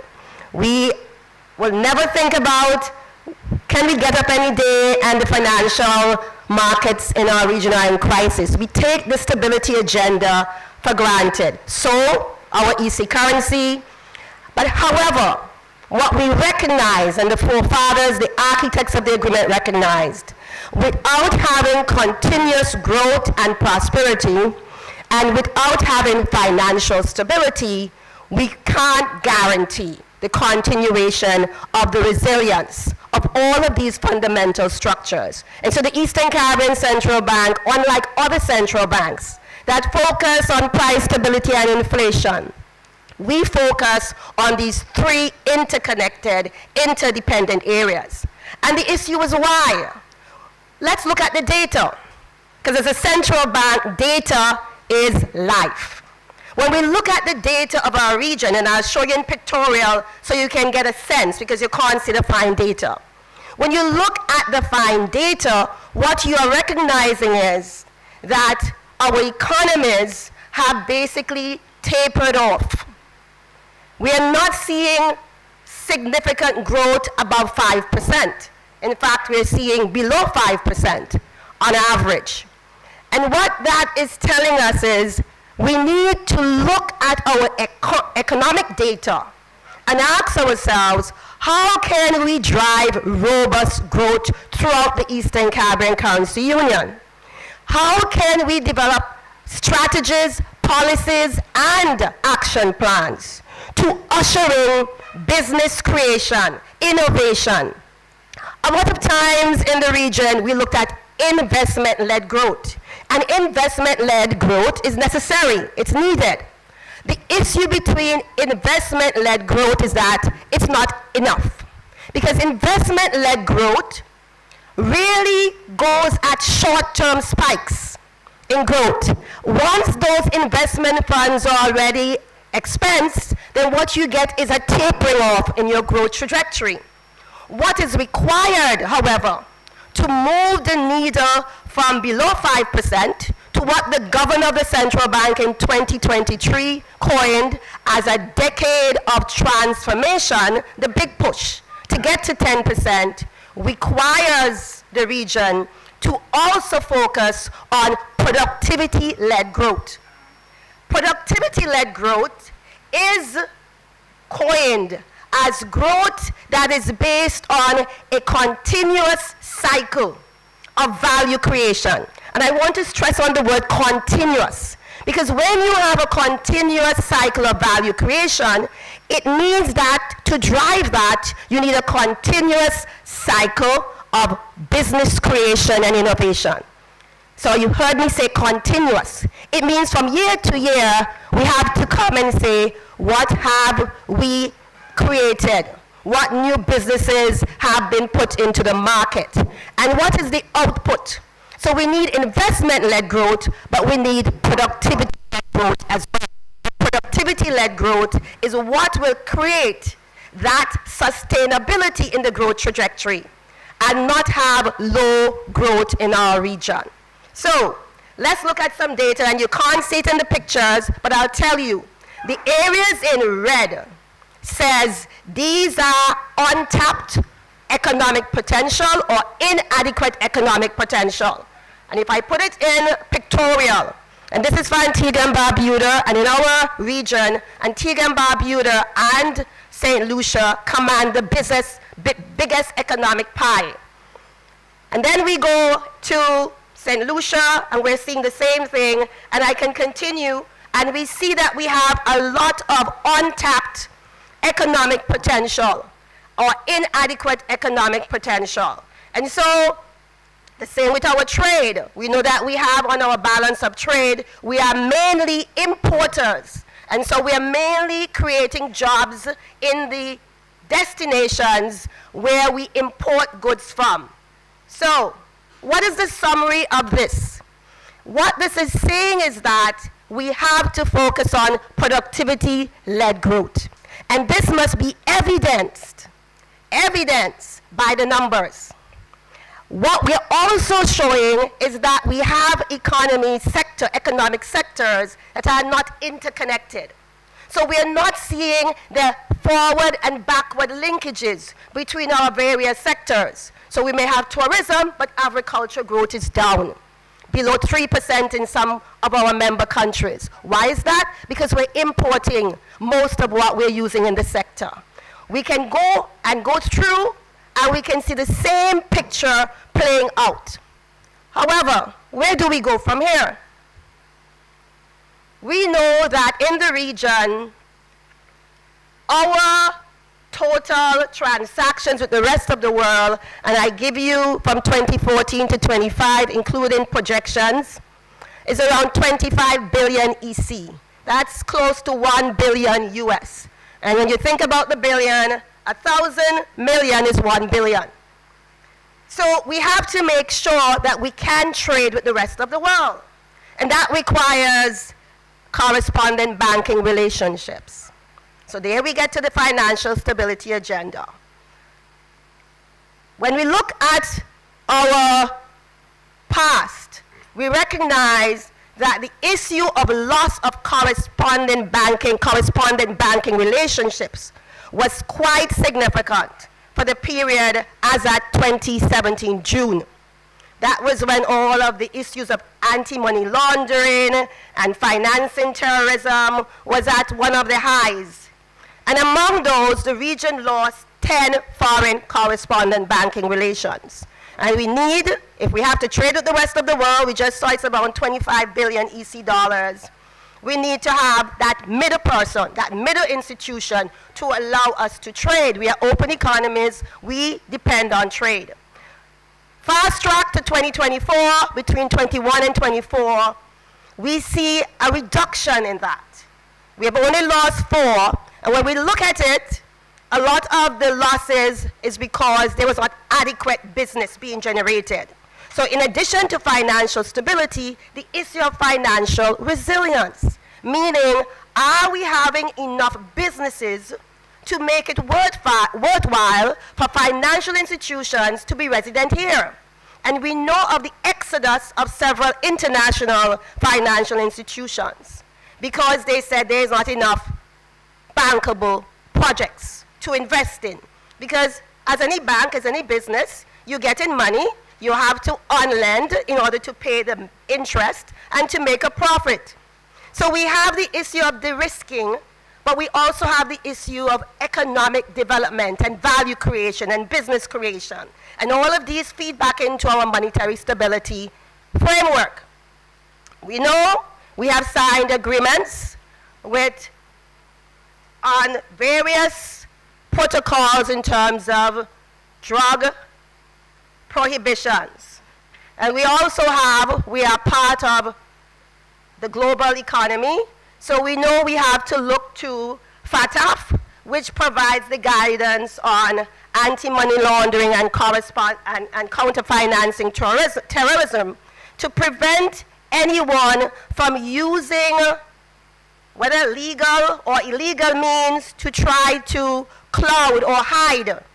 Who are the beneficial owners? What are the hide any proceeds from illicit drugs? On top of that, we have tariffs, the new dispensation that the world is going through with the new paradigm shift. And to add to that, we have all of this geopolitical tension and uncertainty. And so as small island development states, you may say, boy, we can't catch a break, right? We have so many different things. We have our people to create jobs. We have to make sure we do things that don't make us lose, because our risk profile in the financial sector can then be compromised. And at the same time, we have to find a way to ensure we're creating prosperity for all. And when you think of it, this is the world that we are living in, the VUCA world. Volatility, uncertainty, complexity, and ambiguity. How do we not just thrive, but thrive in such an uncertain world, in such a volatile world, in such a complex and ambiguity world?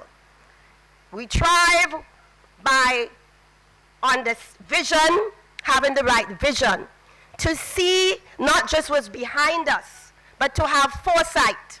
And from that foresight, have insight. And from that insight, create actions that really matter. And when we say matter, these actions have to show up in the data.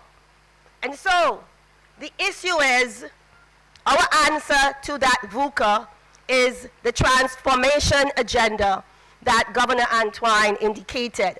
How do we transform the region over 10 years, a decade of transformation? By sustaining growth and by having collective action. So, here we come now to cannabis. Can this industry provide the new catalyst for growth? All things being considered, ensuring financial stability, monetary stability, economic growth and development.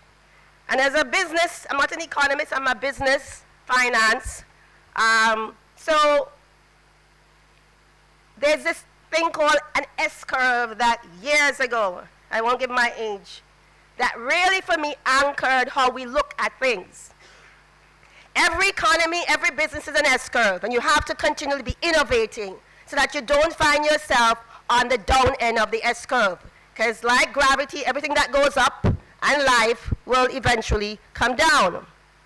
What we have to do, however, is make sure we start to create a new curve of growth, not when we're on the down, not when our economic sectors are going down, because by that time we're in survival mode. And when you're in survival mode, not the best to make a decision, you're in fight or flight. The best time to do a new journey of growth is when you're at the top, when you have surplus, when you're able to have that vision. Most of the times in the region, we're in crisis mode. So, I then ask us to look at a qualitative impact analysis, and this is not scientific, this is just me looking at what are some of the drivers. Sorry, did I touch something? Sorry, can I think in moving. So, but I'll keep on speaking, okay, it's back. So, looking at some of the drivers, the restraints, and the opportunities. And we noticed, and as my colleague said, Dr. Al, he noticed that there are trends in the legalization that are positive to us. But what is more impactful, because when you look at FATF says it is still subject to the local regulations. So if something is illicit in the country, then of course it's illicit to be in. And so what we have to ask ourselves is, while we see consumer demand as a major driver, the regulatory complexity also as a restraint, our domestic perceptions and our stringent national regulations. If you look on the side, it's the fourth down. Those have a high impact. And so what we have to consider, maintaining international best practices, maintaining good governance, maintaining transparency, is what are the national regulations? Are they harming? Are they hurting? Are they helping us to catalyze growth, or are they restraining growth? And then there are opportunities for new regulatory business models, because we know that in our region we are exporting cannabis, even though we may not have the data. And so we know that we are forging banking relationships with Canada that has a more embracive stance on cannabis. So we have a chance for new regulatory business and business models, and the central bank, in putting out its flagship medicinal cannabis report in 2020, is now in the process of forging ahead with standards. So the flagship report is a recommendation, and standards will give more of a foundation for us to move ahead. The idea of going beyond medicinal to encompass health and wellness, because we have just heard in the opening remarks about how much integrated into our region is our health and wellness and healing. And those are areas for creation, business creation, value creation, job and employment, and of course, the socio-economic impact linkages. I spoke about this. And when we have to look at drivers and restraints, and the presentation will be shared in PDF, so I won't go through, but what we recognize is both the local circumstances, the market trends, the domestic and macroeconomic factors in all of the countries, the UK, Canada, the USA, and the USA, I think the market is somewhere around $45 billion US, compared to Canada, which is around 5-point-something billion. So you understand, even in the US, we're on a federal level. It is still an illicit drug. In the states where it is legal, you see that the amount of power. So I want to get to the issue of our tourism statistics. And we can look here and see tourism expenditure is $8,760 million EC. And if I go to Dominica, I see it as 233.87 million EC. So those are some cannabis statistics, and tourism is a domestic export. And so the question is there a role for us to expand within the law, within the framework of transparency and good governance, beyond medicine? Because if you're stressed, you might not need medicine, you might need some therapeutic, you might need to go to the spa, have a massage, different things that can be done that can create jobs. So if we look at statistics in the UK, we see that medicinal cannabis is around 484 million. So that's just like close to $500 million. Compared to Canada, which has a more expansive regulatory structure, it is about 6.58 billion projected by 2029. These are projected figures for 2029. In the USA, it's projected around 49.5 billion. So you recognize where in the states, on the state level, they have more expansive legal and regulatory stance. You recognize what is that driving in terms of growth, in terms of profitability, in terms of the output. 49.56 billion projected for 2029 by Statista, compared to Canada, which is, I said, 5.97 billion US, compared to the UK, which has more stringent regulatory parameters. It is at 484.98 million. So what we recognize is there is power in the regulatory stance. So I want to move now to what we need to look at when we talk about economic development, financial stability, and monetary stability and resilience. The interconnectivity of the cannabis industry, anchored in the agricultural sector, has so many value when we're talking about not just cannabis, but we're talking about standards and good agricultural practices. But this should be for everything that we consume from the soil, because we know that we are not doing right with the soil that feeds us. We know the high rise in cancers and other non-communicable diseases are due to what we are putting into the soil, all the pesticides that we are doing. So this should not just be a discussion about good agricultural and manufacturing practices for cannabis. It should be good agricultural practices, point blank. Because when we get sick, it drives down productivity. When we get sick, it puts pressure on our governments to provide social safety nets. When we get sick, it puts pressure on the fundamental financial structure called Social Security. When we are not creating jobs, we have a Social Security system where those who are coming into the employment sector pay for those who are retired. If we have high unemployment or low-wage jobs cannot pay for high pensions. The dependency ratio goes up. I used to work at Social Security, head of Research and Statistics and Human Resources. And in my time frame, the dependency ratio used to be very small because there were very few pensioners. But now we have a lot of pensioners. But what happens to the earning potential of those coming in? And that's why it's a priority to look at job creation within the industry, within the given regulatory framework.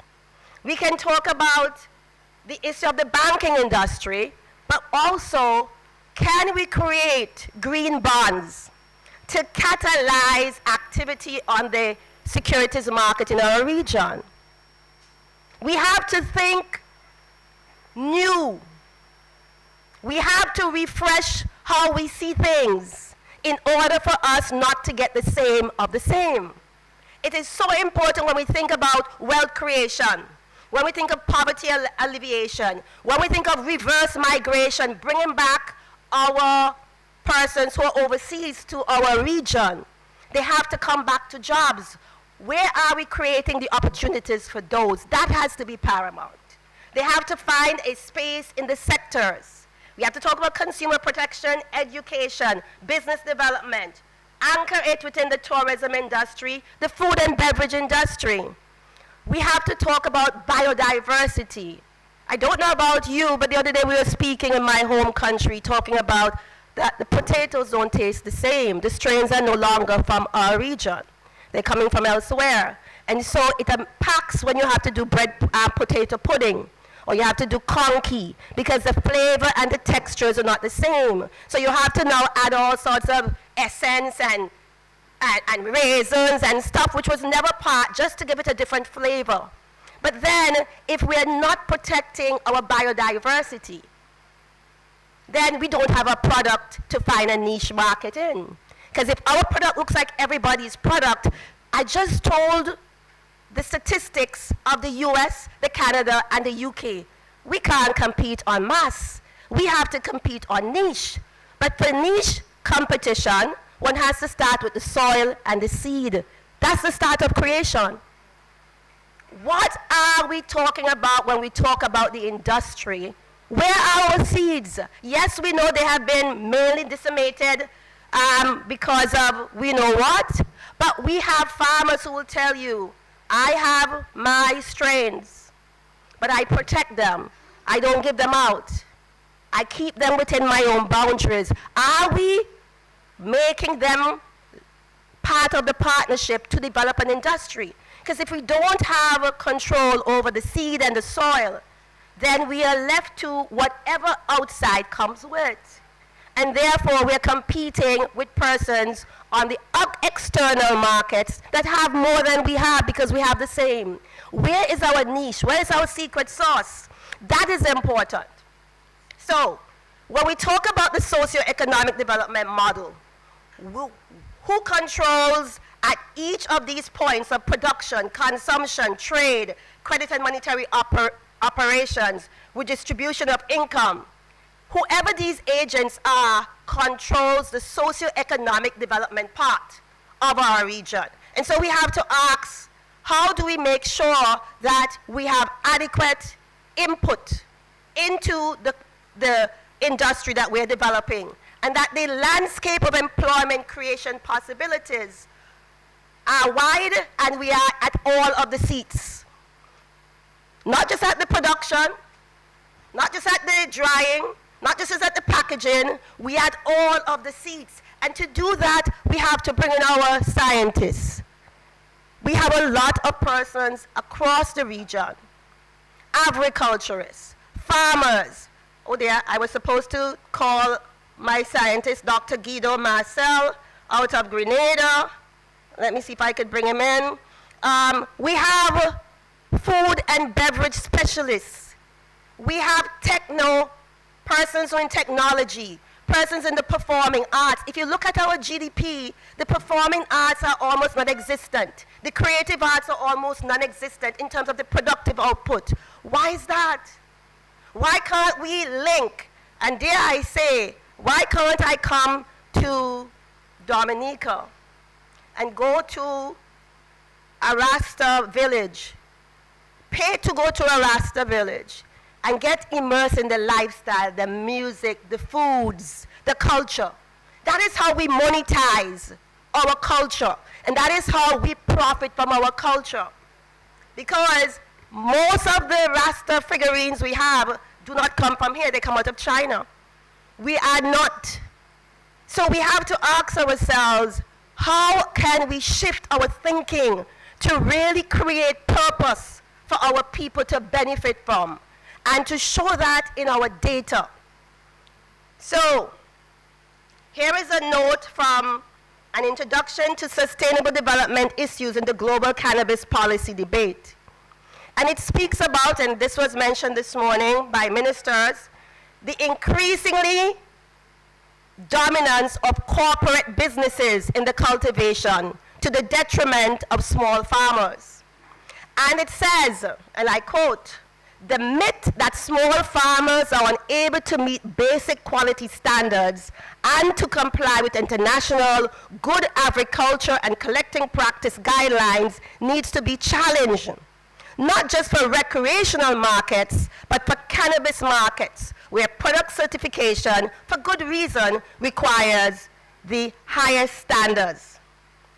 Additional arguments for including traditional farmers can be found in quality advantages of native cannabis strains and in the environmental impacts and huge carbon footprint of indoor growing. Let's look at, they say if we don't know the past, we're doomed to relive it. So let's look at the past. Our sugar and banana industries. What can we learn from there so we don't repeat the same mistakes? Looking for preferential treatment is short-lived. Technology adoption is key to sustainability. Climate change and climate risks must be incorporated in development strategies. Social and economic impacts must be reflected in the quality of life indicators. Smallholder farmers are important for sustainable development and differentiation. And I should put here, smallholder farmers and Rastafari. Plant diseases highlight the importance of biodiversity and disease management and the interconnectedness of different crops in the agro-ecosystem. I'm sure you know that many of our imported crops, when a disease hits, because it is not acclimatized to our environment, it just wipes out. Not only that, we do know of importing crops, and they bring pathogens that wipe out our indigenous strains. We have to be mindful. This is not protection for protection's sake. This is protection to ensure our resilience, our prosperity, our survival. Because we know our young people are not like my generation. They're not long-suffering. They're not patient. If it's not working for them, that's it. But those are the young people who we need to look after their future so that we can have a present when we become no longer in the job market. And we hope that we will do them such a good service, they will not penalize us for that. So let's look at the tourism. We know that when we brought out tourism, we saw tourism as just a space for the outside world to enjoy and to bring with them all of the things that they had from overseas. And now we're hearing sustainable tourism practices, protection of the environment, leveraging and empowering local communities, strengthening regional collaboration, and teaching tourism in schools. So I look for the day when I don't have to go on Coursera to look for a cannabis course, that I can come to the colleges and find a course in the development, not just of cannabis, but in the development of those businesses around that support the backward and forward linkages. So what does a development model looks like? It means at the base must be the human capacity. So we know a lot has to be done in building the capacity, in investing the capacity of our people. Our people are going to be the ones that are the backbones of our financial stability, our economic stability, and our monetary stability. And then we have to be technically ready to be leadership, leaders in innovation and entrepreneurship. That requires. It requires partnership. Yes, it requires investment, but it requires production-led focus.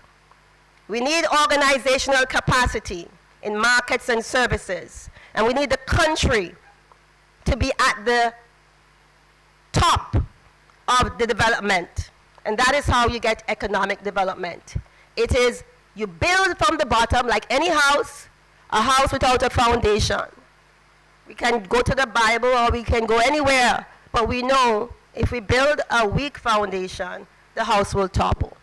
So our challenge when we deal with our strategies and policies is what is the foundation we are building to ensure economic resilience, financial stability, and monetary stability. And I won't go over the sustainable development goals because we recognize we have to take care of our people, we have to take care of the planet, we have to take care of our prosperity. And that's how we get peace.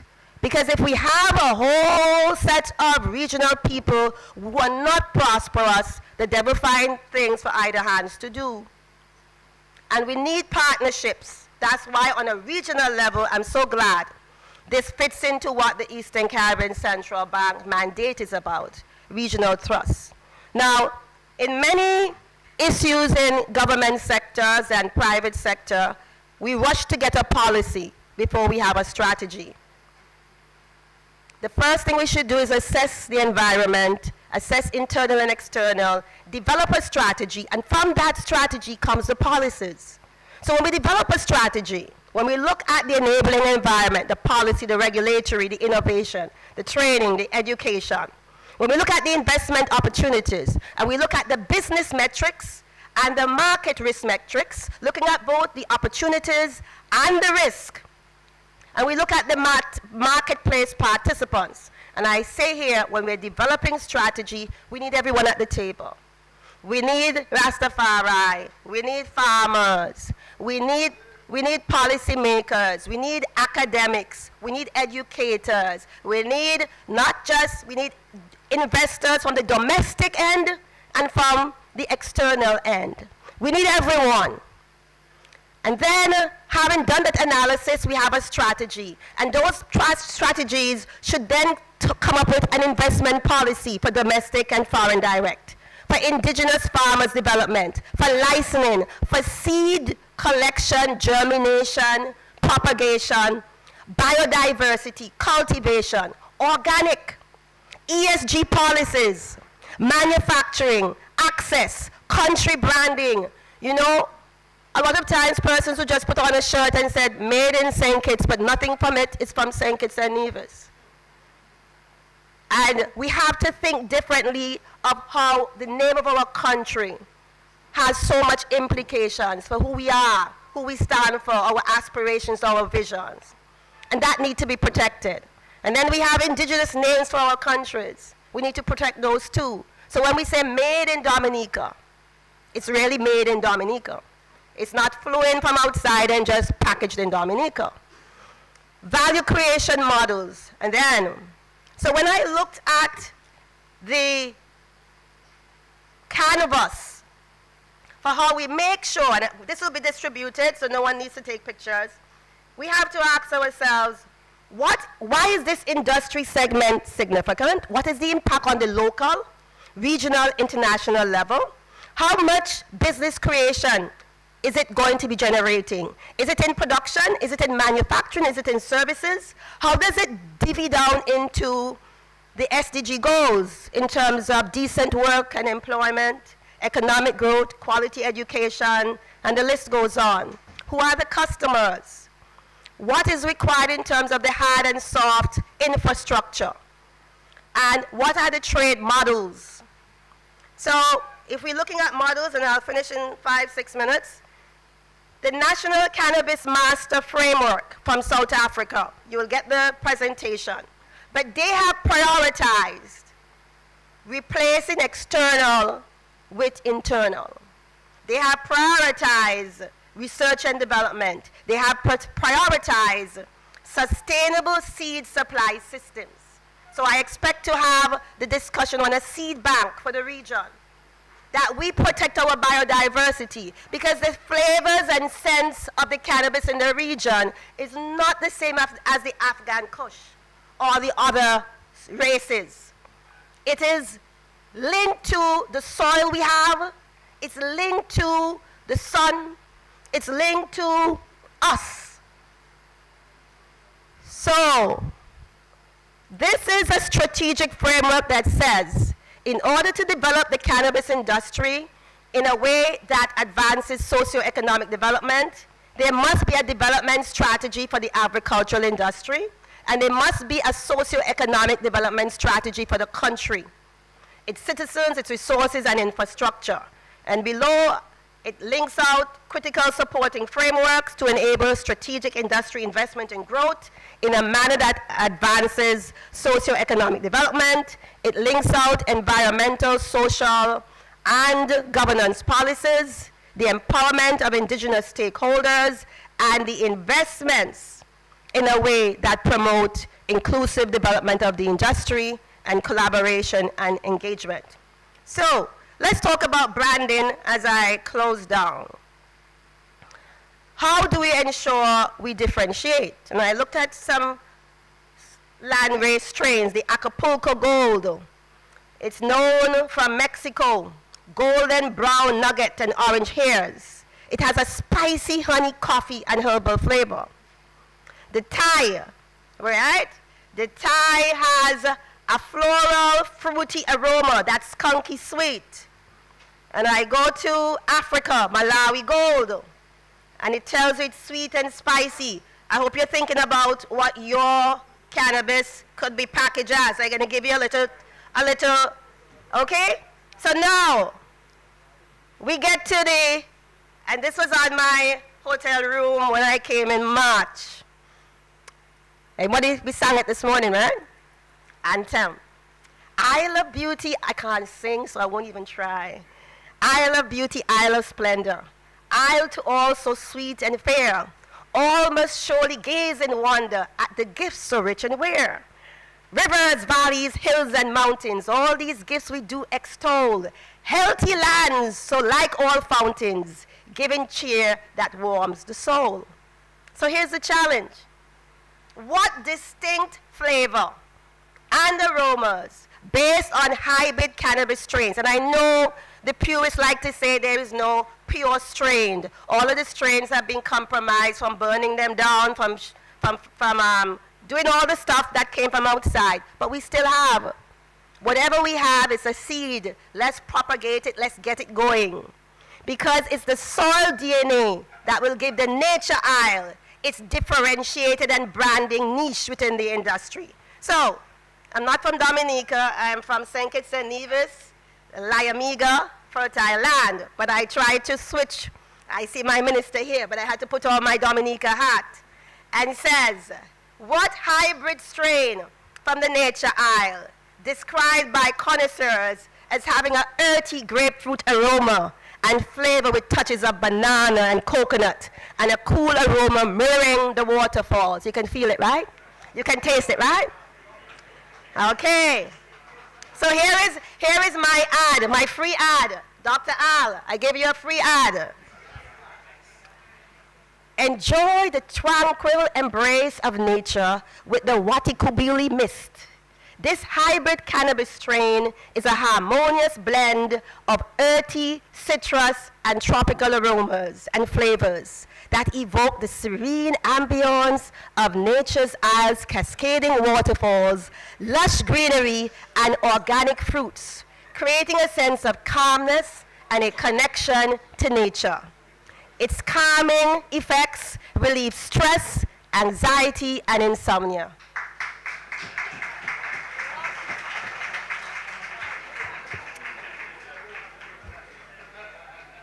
My family, as we would say in St. Kitts, my family, my friends, my colleagues, my people. What will ECCU growth look like in 5 years, 10 years, 15 years, 20 years, based on the deliberations we have today? Our people, our young people, those who haven't been born yet, and those who are in primary school, depend on us to create a prosperity strategy and policy agenda in which they can not only strive, but thrive. I thank you.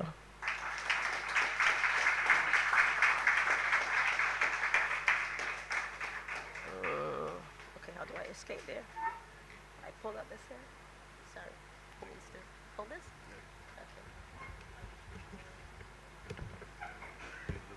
Okay.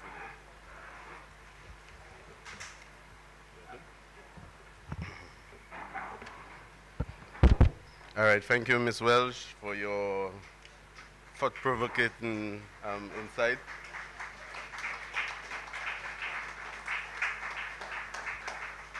As they say, who have eyes to see, let them see, and who have ears to hear, let them hear. We thank you for that. Our next panelists, well, before that, we're supposed to have the representation from the Attorney General, but that will be done tomorrow, looking at the overview of the proposed medical cannabis legislation. But for now, I'm going to call on the CEO of the International Society of Cannabis, the ISC, to give an overview of the Caribbean Cannabis Legal Report by Mr. Sam Epe.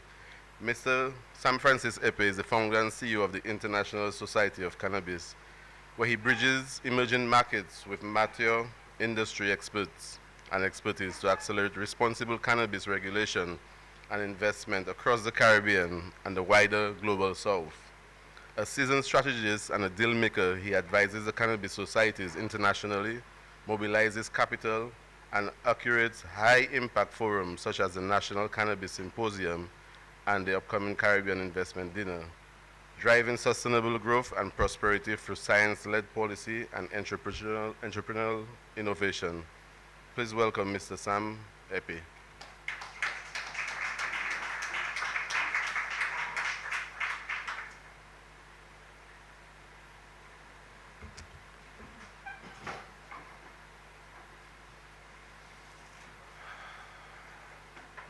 Good day.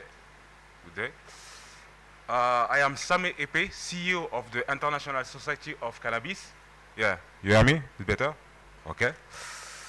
My role is very simple. My role is to make cannabis win for health and for prosperity, of course.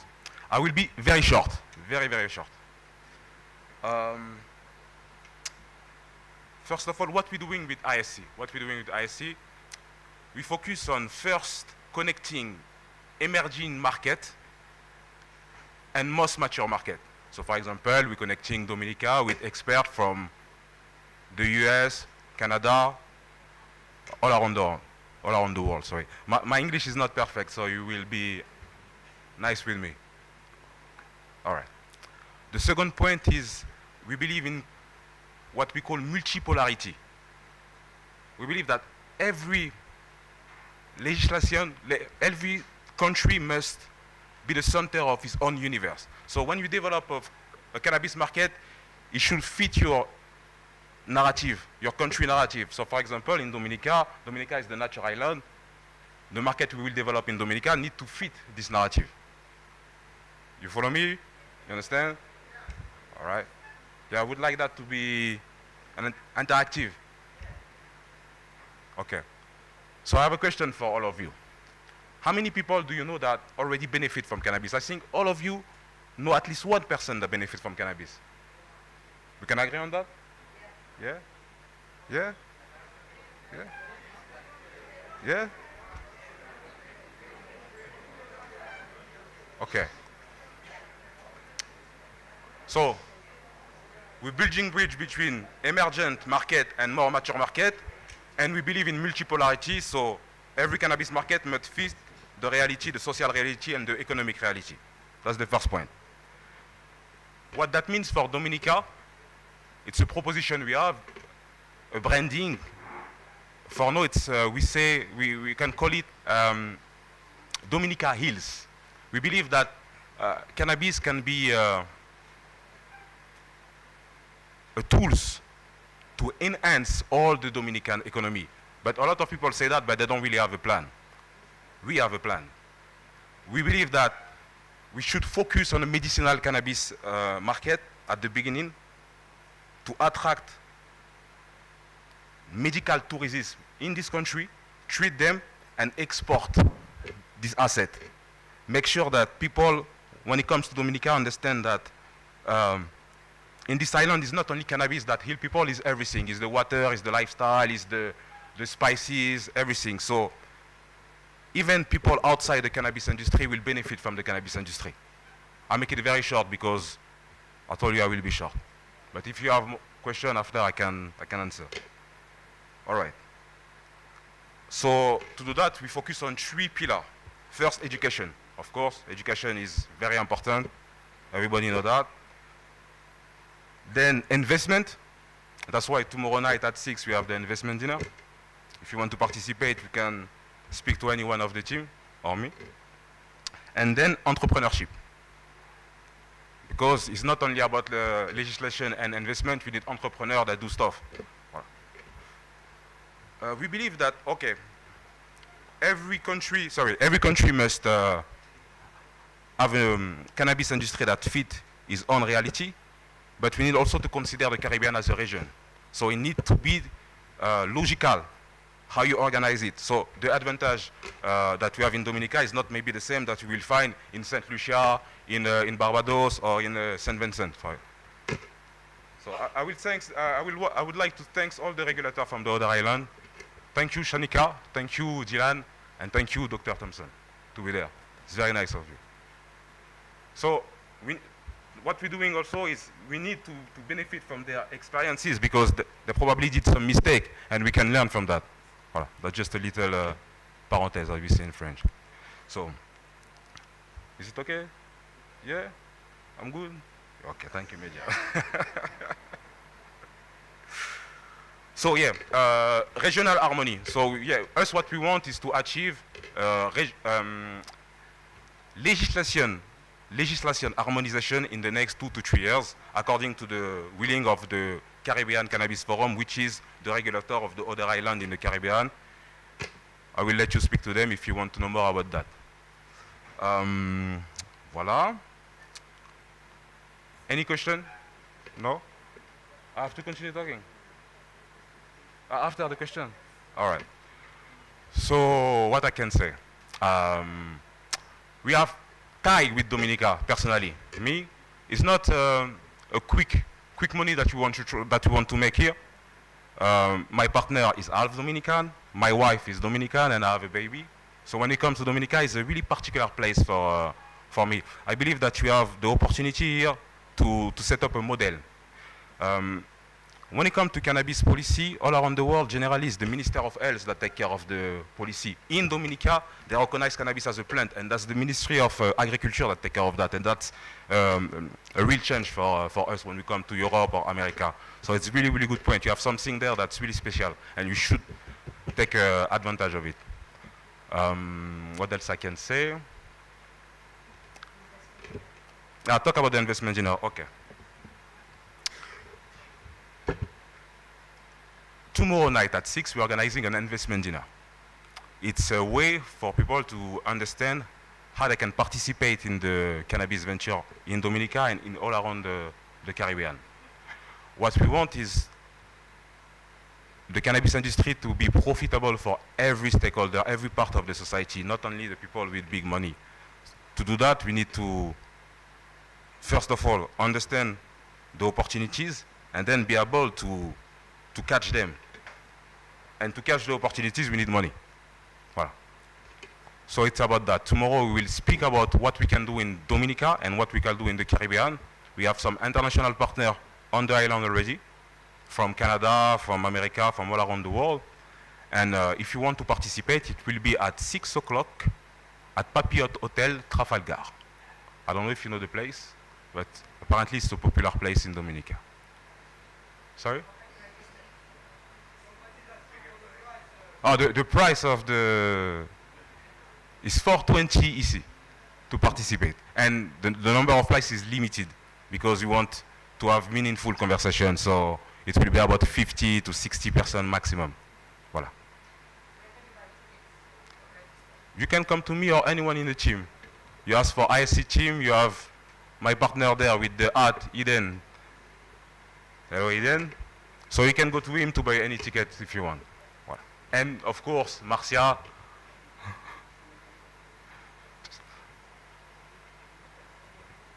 I have not much to say, Amicia. Now. Yeah. Oh, okay. You want me to speak? You sure? No. Okay, no problem. So I will tell you about what I think about cannabis. Cannabis saved my life, me personally. I believe that every human being should consume on a daily basis cannabis. We have all of us an endocannabinoid system. Like you drink water, you should use cannabis to be a balanced human being. That's what I believe. I believe that we should also respect this plant. We have a system for this plant, we don't have a system for other plants. You know, it's really a special plant. So at ISC, we believe that in everything we're doing, we should respect what we call the spirit of the plant, the spirit of cannabis. I don't know if you understand. I know it's a bit spiritual, it's a bit mystical, but don't be scared. I will not go too deep in that. So we want to understand that cannabis is not something that you need to be scared of. Cannabis is good for everyone. Cannabis is good for kids.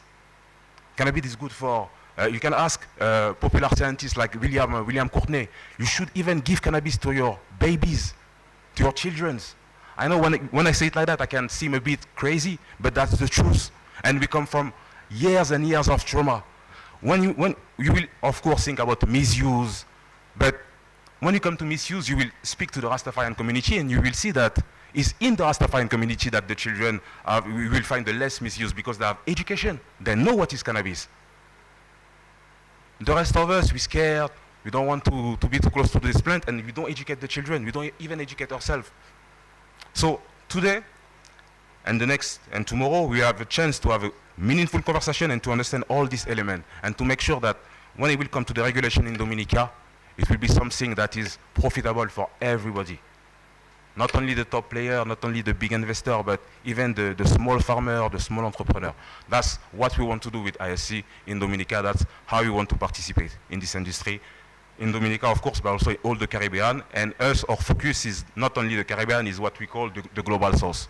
So for now, we have, for the next 2 to 3 years, we have a focus on the Caribbean market, but we want to create a new commercial role, source commercial role. We want the Dominican cannabis should be available in South Africa. It can be available in Thailand. We don't need necessarily to target Europe, to target America. There is other way to make good money in this industry. Should I continue? No, it's okay? All right. All right. All right. Thank you very much.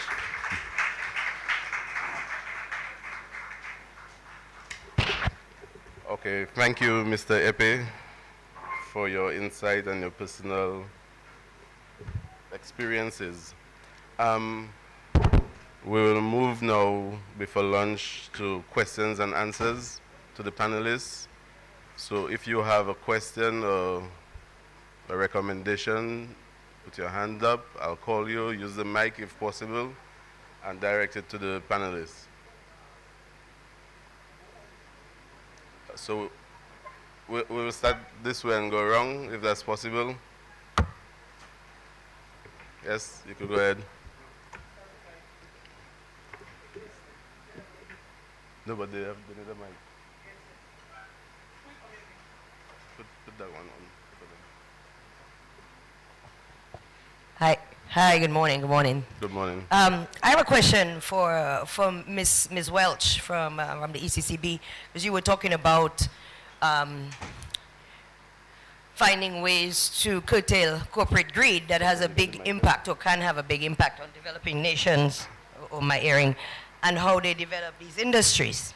So the question I wanted to ask is how do we develop, or is there a plan to develop financial vetting systems that allows us as developing nations to be able to truly assess corporate investors and international investment, so that when they come in and invest, they're not driving an industry that pushes out our nations, let's just say, interests, and puts their interests of making money over our interests, which is development of the entire industry.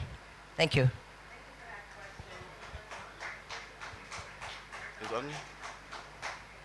Thank you. Can you hear me? Yes. Thank you so much for that question. When I left school, I started out as a teacher, and even though I'm not in the academia in terms of school, I'm always a teacher. So I like to go from Proverbs. When I say Proverbs, the saying, parables and sayings that our older persons say. And there's a saying that says, if you don't know where you want to go, any road can take you there. Some say it's an African proverb, some say it's a Chinese proverb, but we know how the cross-pollination and all the assimilation happens in our cultures. And so the issue is, the region has to have a strategy before anyone comes with a proposal. If we don't know where we want to go, any proposal looks like that's the road to take. And that's why we advocate at the ECCB, we have laid out a 12-point framework for development of a strategy and a blueprint. I didn't go into it because time does not permit.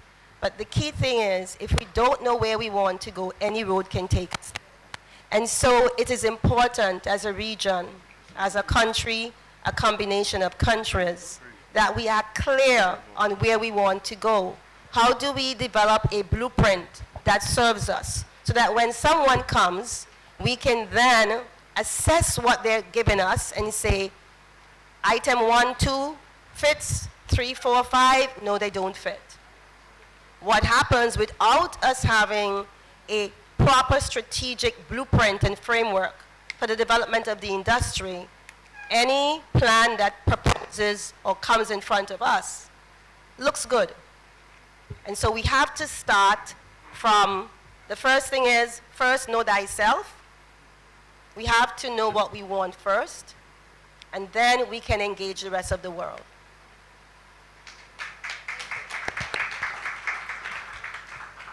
Anybody else on this side before I move to the other side? In the middle, no questions? Okay, let's start with you. With the green shirt in the corner. Yes.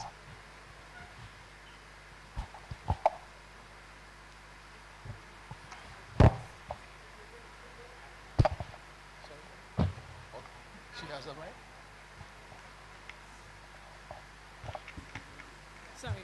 Hi, good afternoon, everyone. I am just, my name is Coralie Thomas, Ministry of Education, nutritionist by profession. I'm just concerned that where does our schools, our youth, our students fall in this narrative? Is there going to be, are we going to have a seat at the table, basically? Anybody? Any one of you could respond?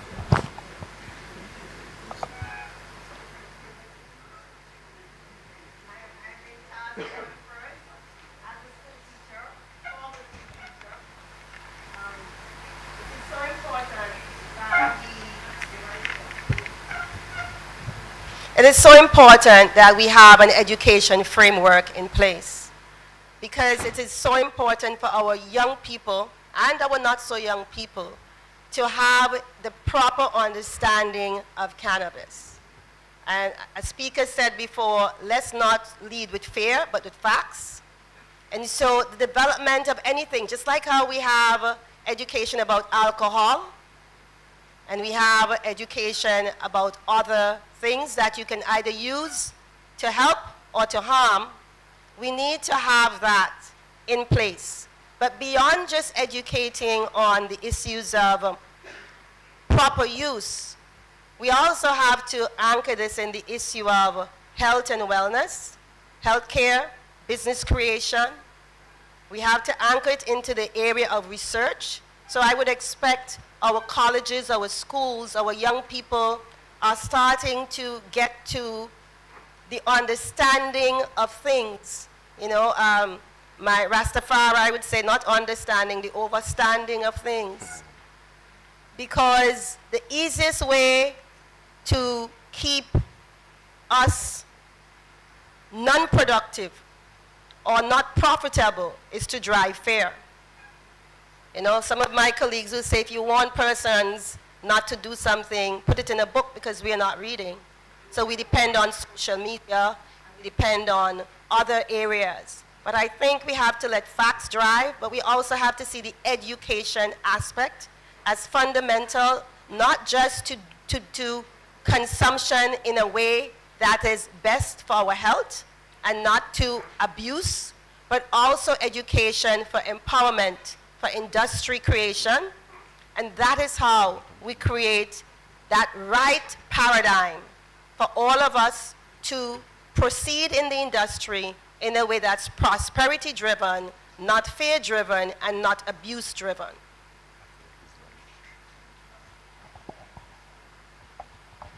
Okay, let's move to the center. Oh, yes, go ahead. Test mic here. Yes, thank you for the opportunity. Oh, sorry, the young lady was on her feet already, sorry. Good afternoon.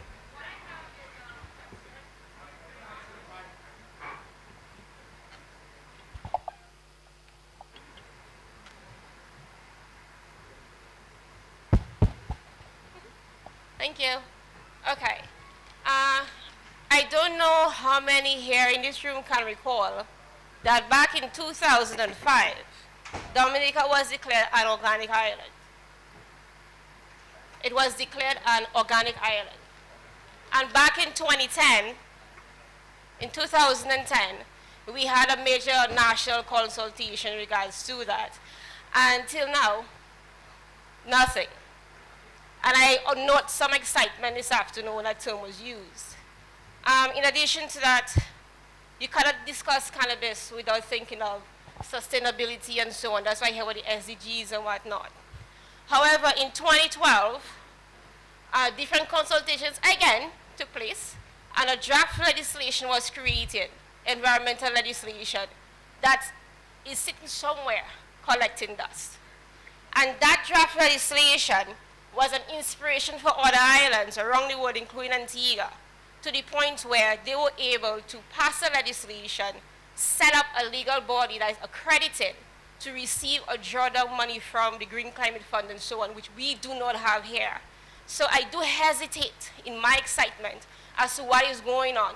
Because if we have to do this, I think before that, we should go back to the organic declaration and put things in place for organic agriculture as a whole. The environmental laws, sitting on it shall bring them back out and introduce them to the parliament, have it passed, something, you know, a little bit more comprehensive. And in addition to that, not that long ago, a couple of years ago, we ratified the Escalso Agreement. And that is something that is never discussed here. And in the Escalso Agreement, there are certain things to protect environmental and, you know, that type of treaty, which means we do not have a Freedom of Information Act, which is key to those things. And moreover, I think it kind of related, not directly, but indirectly, a Legal Profession Act. So there's a lot of frameworks or different corresponding legislation that we should have already, which we do not have. So forgive me if I say this, it does feel a little bit premature. Thanks. Thank you. Dr. Kazumi, I think that was a question for you.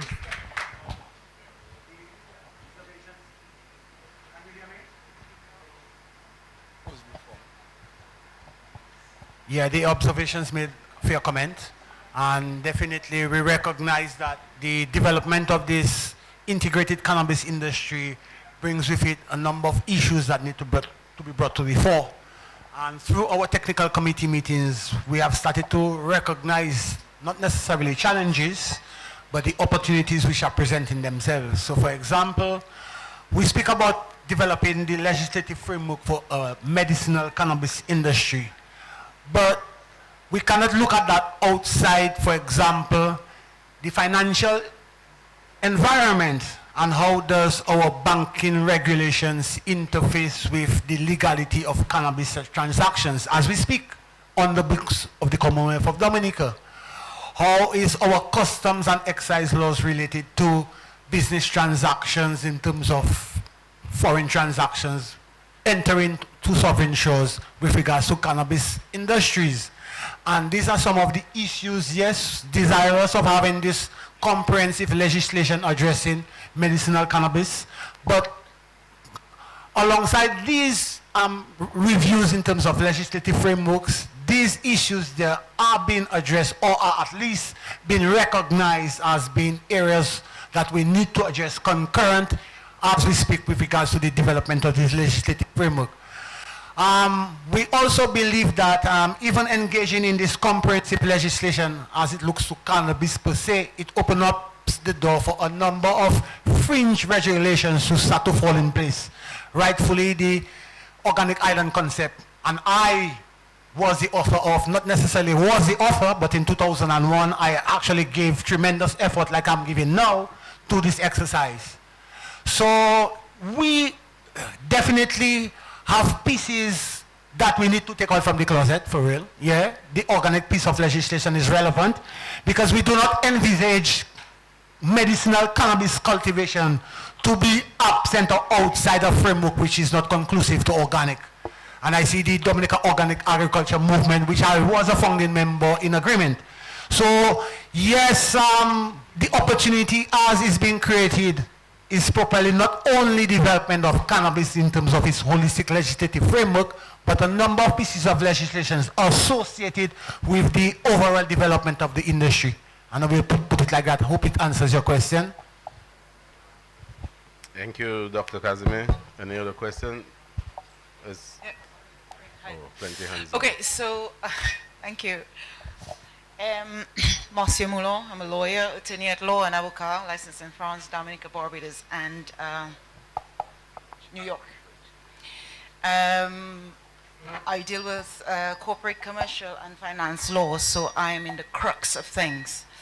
I do have a question. I was looking, you referred to the green bonds, and in the documentation presented, ISC presented, we're speaking of the carbon credits, right? The carbon credits. Carbon credits, right? It's in the documentation that's presented. So in respect of the green bonds, I perhaps have about two questions as they relate. Is it envisaged that the green bonds will include elements of carbon credits? And when the bonds are issued, are they going to be island specific and trading, say, on platforms in the OECS, or are we envisaging a platform in the CARICOM level, or I suppose because we're talking regional, so I'm trying to kind of figure out, you know, how, because I know Jamaica has its platform, and I believe Barbados has one. I'm not sure whether there's a platform for, so I'm, you know, thanks.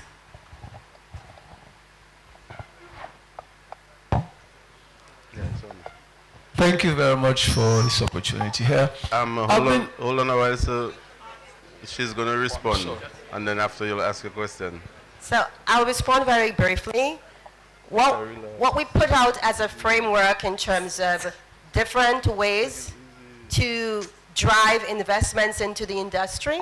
Sometimes we look to domestic investments or foreign direct investments, but there's also the possibility to look at securitization to drive development of the industry through the issuance of a bond, whether it be a corporate bond or it's on a public government-led bond to develop the industry. We do have the Eastern Caribbean Securities Exchange, which is the securities exchange for the 8 member countries of the Eastern Caribbean Currency Union. And we also have the regional government securities market within that. So this is a framework for us to bring different and diverse thinking to the table as we are looking to create a strategy and a policy framework for the development of the industry. As I said, the Eastern Caribbean Central Bank has mapped out a 12-point research framework leading with strategy and then to policies and then breaking it down into the various models. And so this, when we're thinking about financing models, the ability to leverage the securities market is one such model. How that actually comes to bear in terms of the architecture of that depends on the deliberations and depends on the design of the underlying framework of that particular industry sector. Thank you. Good afternoon. My name is Kea Harris, for those that do not know me. I would like to piggyback off of the question as regards to education. It would, I think, be in the region's best interest if we could not just encourage our colleges and our schools and our general public to educate themselves, but I see no reason why we could not develop an institution of our own that is focused on cannabis and cannabis production and medical cannabis and hemp and so on and so forth. If we could have a school of tertiary level education where we are specializing in research and in all things cannabis related, I see no reason why we cannot expound on our own education that we're giving our locals and have people coming from overseas to attend an institution that is Caribbean based, that gives us all that we need. We can pool all our resources from our different countries. Dr. Marshall Emmanuel is from Dominica but is heavily based in Jamaica, although he does, do different things and different projects in different countries. So I know we recently had to deal with Ross leaving Dominica. We now have the America-Canada School of Medicine, I believe it's called. That is a perfect example of a place and an institution that could have been repurposed for that very mindset. So I would like to see us moving towards not just collaborating with already existing institutions, but creating one of our own, because there is no reason why we cannot. Thank you. Thank you. I would like to actually thank Ms. Harris for the observation, and I would like to contribute to that observation that she made. The question of continuing education as we develop this cannabis industry for Dominica, it's real and it's very much applicable to a number of concepts that the government of Dominica is currently articulating. So as we speak, and the observation that she made with regards to the space for continuing education as we develop this cannabis industry is most relevant within the realms of, one, Dominica having articulated its stance to become the Global Center of Agricultural Resilience, the GCA. And this is a virtual space as well as a physical space in terms of a paradigm shift in ideology as it comes to agricultural production. So this Global Center of Agricultural Resilience is designed to showcase the best of agricultural practices from our traditional indigenous knowledge all the way up to advanced improved technology. And within that space, the whole issue of continuing education with regards to cannabis cultivation and agro-processing and value-added production development resonates within that concept. So yes, it is a concept that has is being explored and being fine-tuned. So for example, when Sam Epi spoke about the tagline of Dominica Heals and the importance that we can give to this cannabis industry with regards to our oncology department, with regards to our effort, our concerted effort tackling cancers and having Dominica as an epicenter of healing for cancer patients.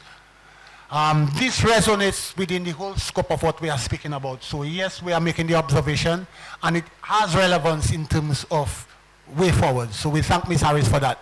Thanks again. Thank you, Doc. Hold on. Hold on.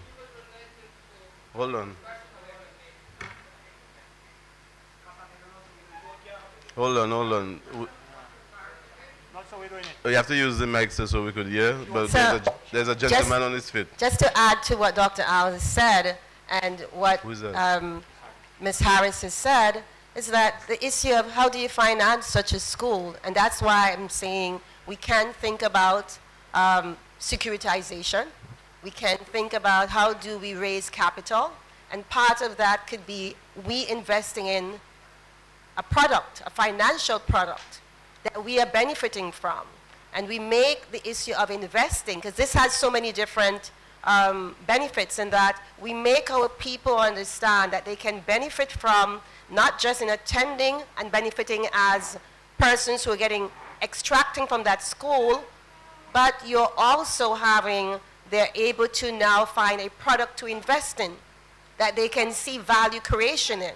And so now, instead of just having a bank account or having their money on their bed, they can take a small amount and buy some part of a financial product that will lead to the development of a center of excellence for cannabis education, cannabis research, and cannabis engagement across the region, so that it becomes a real center of intelligence, a center of providing that creative but scientific output. And that can have benefits to our food and beverage industry, our small business development industry, our movies. I know there is one called Vinci Weed out of Grenada, a movie looking at St. Vincent but made in Grenada. That could be a center for arts and development, of spirituality, of healing. And so there's so many things that we can think about if we all come together and focus on what do we want the future for us to look like. Thank you. And in so doing, defining for Dominica the whole scope as to how do we see ourselves being a major player in this medicinal cannabis industry for us. Sir, the floor is yours. Thank you very much. I waited for a long time.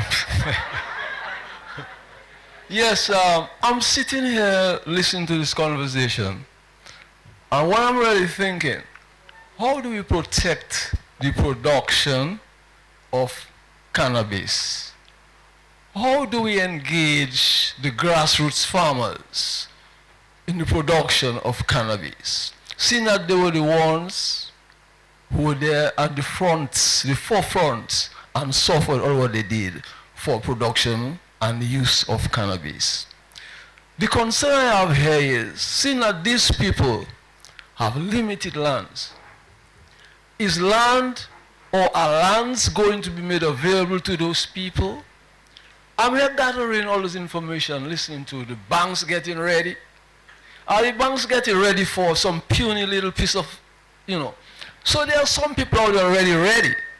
Farmers need to have sufficient acreages to control the production, or to have a say in the control and the protection. And when I say protection, I'm talking about these people who are going to be coming here and faking the cannabis we have, because there are people who fake cigarettes too. So they will come here and fake the quality we have, pretending it's the Dominica quality. So we have to be mindful of that to protect the production and the quality of our cannabis. And how do we engage our grassroots people in the forefront of cannabis? Thank you very much. Again, thank you very much for these very pertinent and relevant questions. Again, let's look at what we actually have within the framework as we go about developing this cannabis industry. One, you spoke about quality. And Dominica, through the Dominica Bureau of Standards, the National Center for Testing of Excellence, is a manifestation of the good work that we have on island in terms of our analytical capacities. And that has been actually recognized by some of our regional partners who currently have existing cannabis licensing authorities, but recognize that Dominica has analytical capacities par excellence that they do not currently possess, and hence what are the areas that we need to strengthen up in terms of the protection of our local indigenous people. Because anything synonymous to agriculture has to go through what? Fit for human consumption. So the production of cannabis is not outside of the box as to the production of carrots, because based on our ideology, they are both destined for human consumption in one form or the other.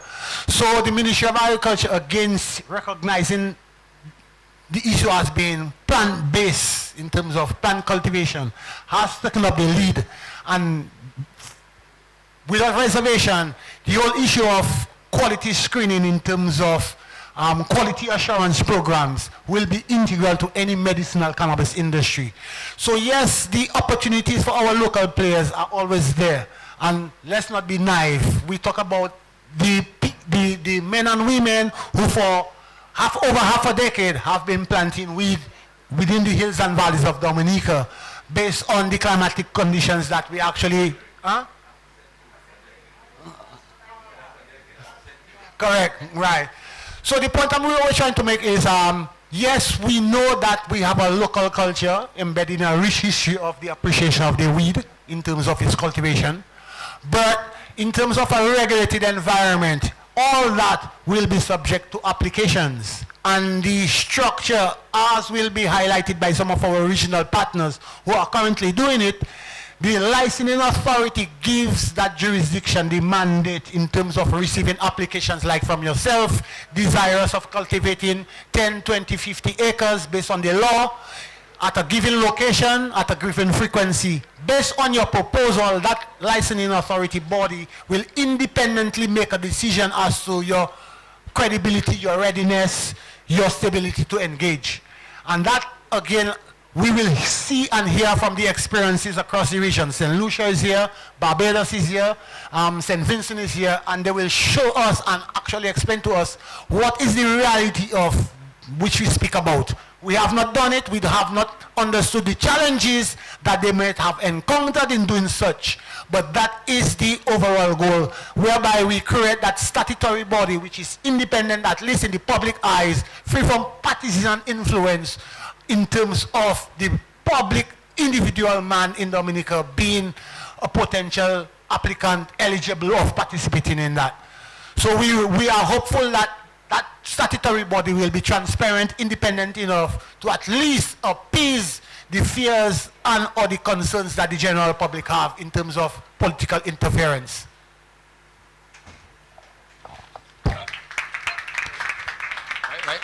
My question is for Mr. Sam.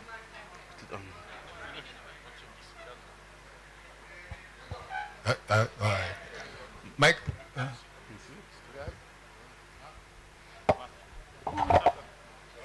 Yes, okay. Good afternoon, Civil. Good to know you, see you finally. McCarthy Mary here. Okay, we know each other virtually for a couple of years now. First time I've met her. Okay, right. A couple things come to mind there. By the way, most people know me as being involved in intellectual property, but my formal training is actually in agricultural economics. And I was one of the persons who wrote this study in 2005 on turning Dominica into a organic island, right? I was the economist on that project. There have been many statements, I've read them as well, about involving the small man in the booming marijuana or cannabis industry. However, we must be careful not to repeat what we did in the banana business. That is to say, we can say a person can engage in marijuana and it's profitable. However, if a person makes $2 profit on an acre of marijuana, that's pretty much wasting his time, although it's a profitable thing.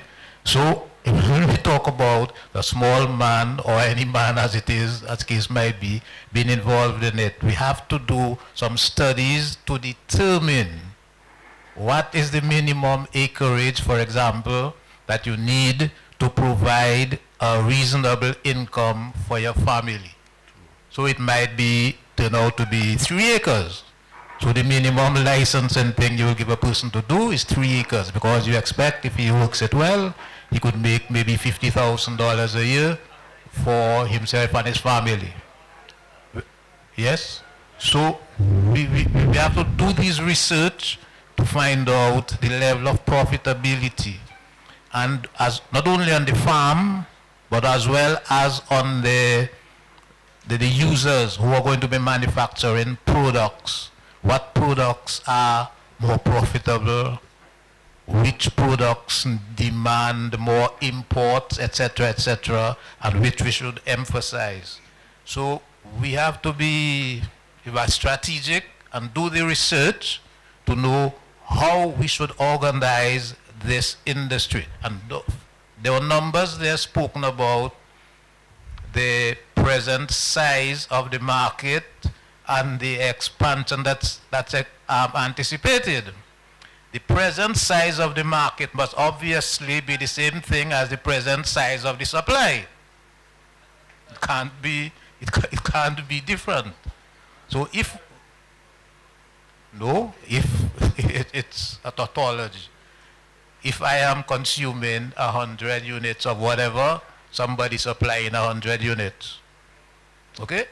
So the fact that the market is what it is doesn't mean that we have a space in the market. So we have to anticipate where in the market we can fit in.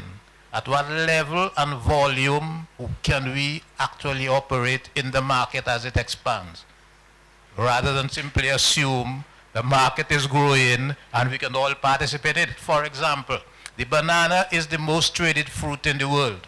Avocados are coming up close behind that now. But we actually were participating in it, and we did not make very much money in the banana business. Okay, even if the banana was the biggest traded fruit in the world. Now, as soon as the protection in the European market diminished, even before it was eliminated, the banana industry collapsed. So we must be careful not to overestimate and then get into the thing somewhat blindly and then find out, oh, but there are other obstacles and this and that that we did not anticipate. Thank you. Thank you very much. I'll turn it over to Dr. Al, but I want to say that there's so many different strategies and techniques. You know better than I do, but I'm from the country, and so I know a little about farmers. There's so many different techniques for farming now, whether you're going up vertical and not just limited to horizontal, but there's also the issue that we recognize the need for capacity development. For the industry to develop, it needs capacity development and investment in small farmers and medium-sized farmers as well. But remember, the value chain is not just about farming. Across the spectrum of any industry, there's so many touch points for business creation and economic creation. And so we have to look at this in a very holistic manner and an ecosystem approach to it, not being, just dreamers. But we have to understand that for any industry, we have to invest in it, and what we put in, we will get out. And so this is a call for us to recognize there's going to be a lot of, both from the academic, the intellectual, from both the operational, the technical, the technology, and other areas that we would need to come to the table, each one bringing what they're good at and coming up with a strategy that serves the region and the respective countries in a manner that allows for economic prosperity. And in addition to that, we articulated boldly that we recognize the indigenousness of our industry, being homegrown, not necessarily based on an export model. Yes, there's export potential, but even within our own CARICOM space, the market is already existent. And definitely looking at the different economic models with regards to product development and final product outlook, the cannabis industry in terms of products and services associated with that is tremendous. And we articulated boldly that Dominica heals, and it heals in addition to the wellness of cannabis that we offer on island. So we propel that as one of the economic models to be actually pursued. Yes, it is based on an agritourism modality, but Dominica heals. So that is our tagline, and that is one of the impetuses that we are going to utilize to attract at least the kind of foreign exchange that we perceive to be derived from the cannabis industry.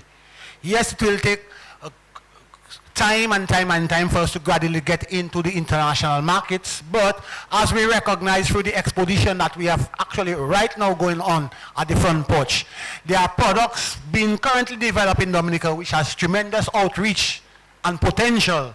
So how do we now capitalize and actually harness the intellectual resources and property of these entrepreneurs in terms of ensuring that these products and services can actually reach where they need to reach. So yes, we recognize the challenges in terms of our over expectations or under expectations of our market share in the international global arena. The market for cannabis is right here within the region, at least in the first instance, based on the fact that we have a strategy to attract rather than to export. All right, hold on, 1 second. So I have been told that lunch is ready and that we need to take a break. I appreciate the questions and the interaction will continue. So let us, okay, one more question, gunshots, and then we'll go to.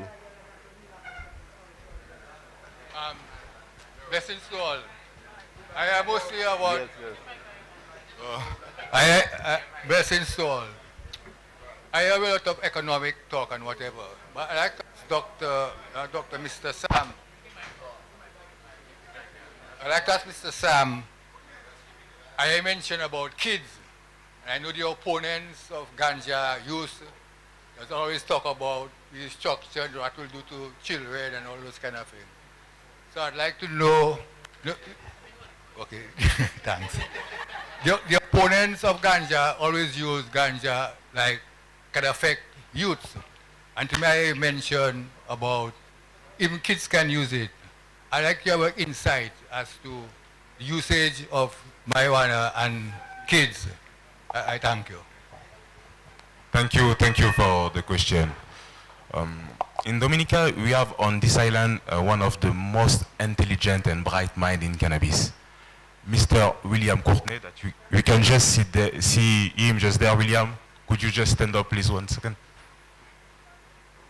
So when I speak about cannabis for kids, I talk about the raw vegetative form, which is not psychoactive, the acidic form, which is very healthy, which is according to according to the research of William Courtney, is the most important vegetable on earth. It's protecting all your cells, is really something beneficial for even animals, not only human. So when I talk about cannabis for kids, of course I don't talk about the THC. I talk about the raw vegetative form without any psychoactive effect. Voilà. So tomorrow's session, alongside Ras Bobby, and we recognize his presence. I was getting worried I didn't see your face earlier on. Thank you, Ras Bobby Olivache. Yeah.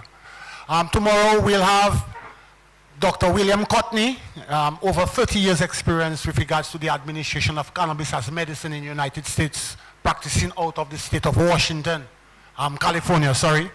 And based on the conversations that I've had with him, he has successfully treated and is currently administering the treatment of over 7,000 patients with regards to the use of cannabis as medicine. So we have a well-reputed source here really within our midst, and we appreciate him as having chosen Dominica as a non-resident Nature Isle permanent resident.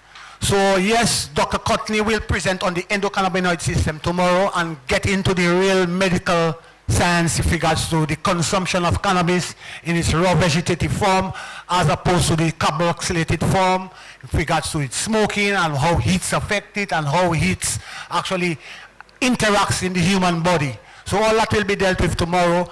But in simplicity, when we talk about the use of cannabis, especially for the developing cognitive mind, we specifically reference the use of it in its raw vegetative form, in its acidic form, whereby the nutraceutical effects and the psychoactive effects are minimized in terms of that state, and hence its relevance with regards to the consumption in live salads, fruities, smoothies, etc. But we will get more of that from tomorrow as the reputed scientist Dr. Courtney will explain to us. But we recognize the relevance and the challenges and opportunities that we can actually delve into. With that being said, I'll turn over to Mr. Larak to proceed as to where lunch has been held. Yes, thank you very much. We'll have to end there because I've been given the signal lunch is ready. So let's give a round of applause to our panelists. And we can now break for lunch and allow the minister first and the dignitaries, and then we can continue. Thank you very much. Lunch is going to be a little limited right now to 30 minutes so that we can continue the next session. Thank you.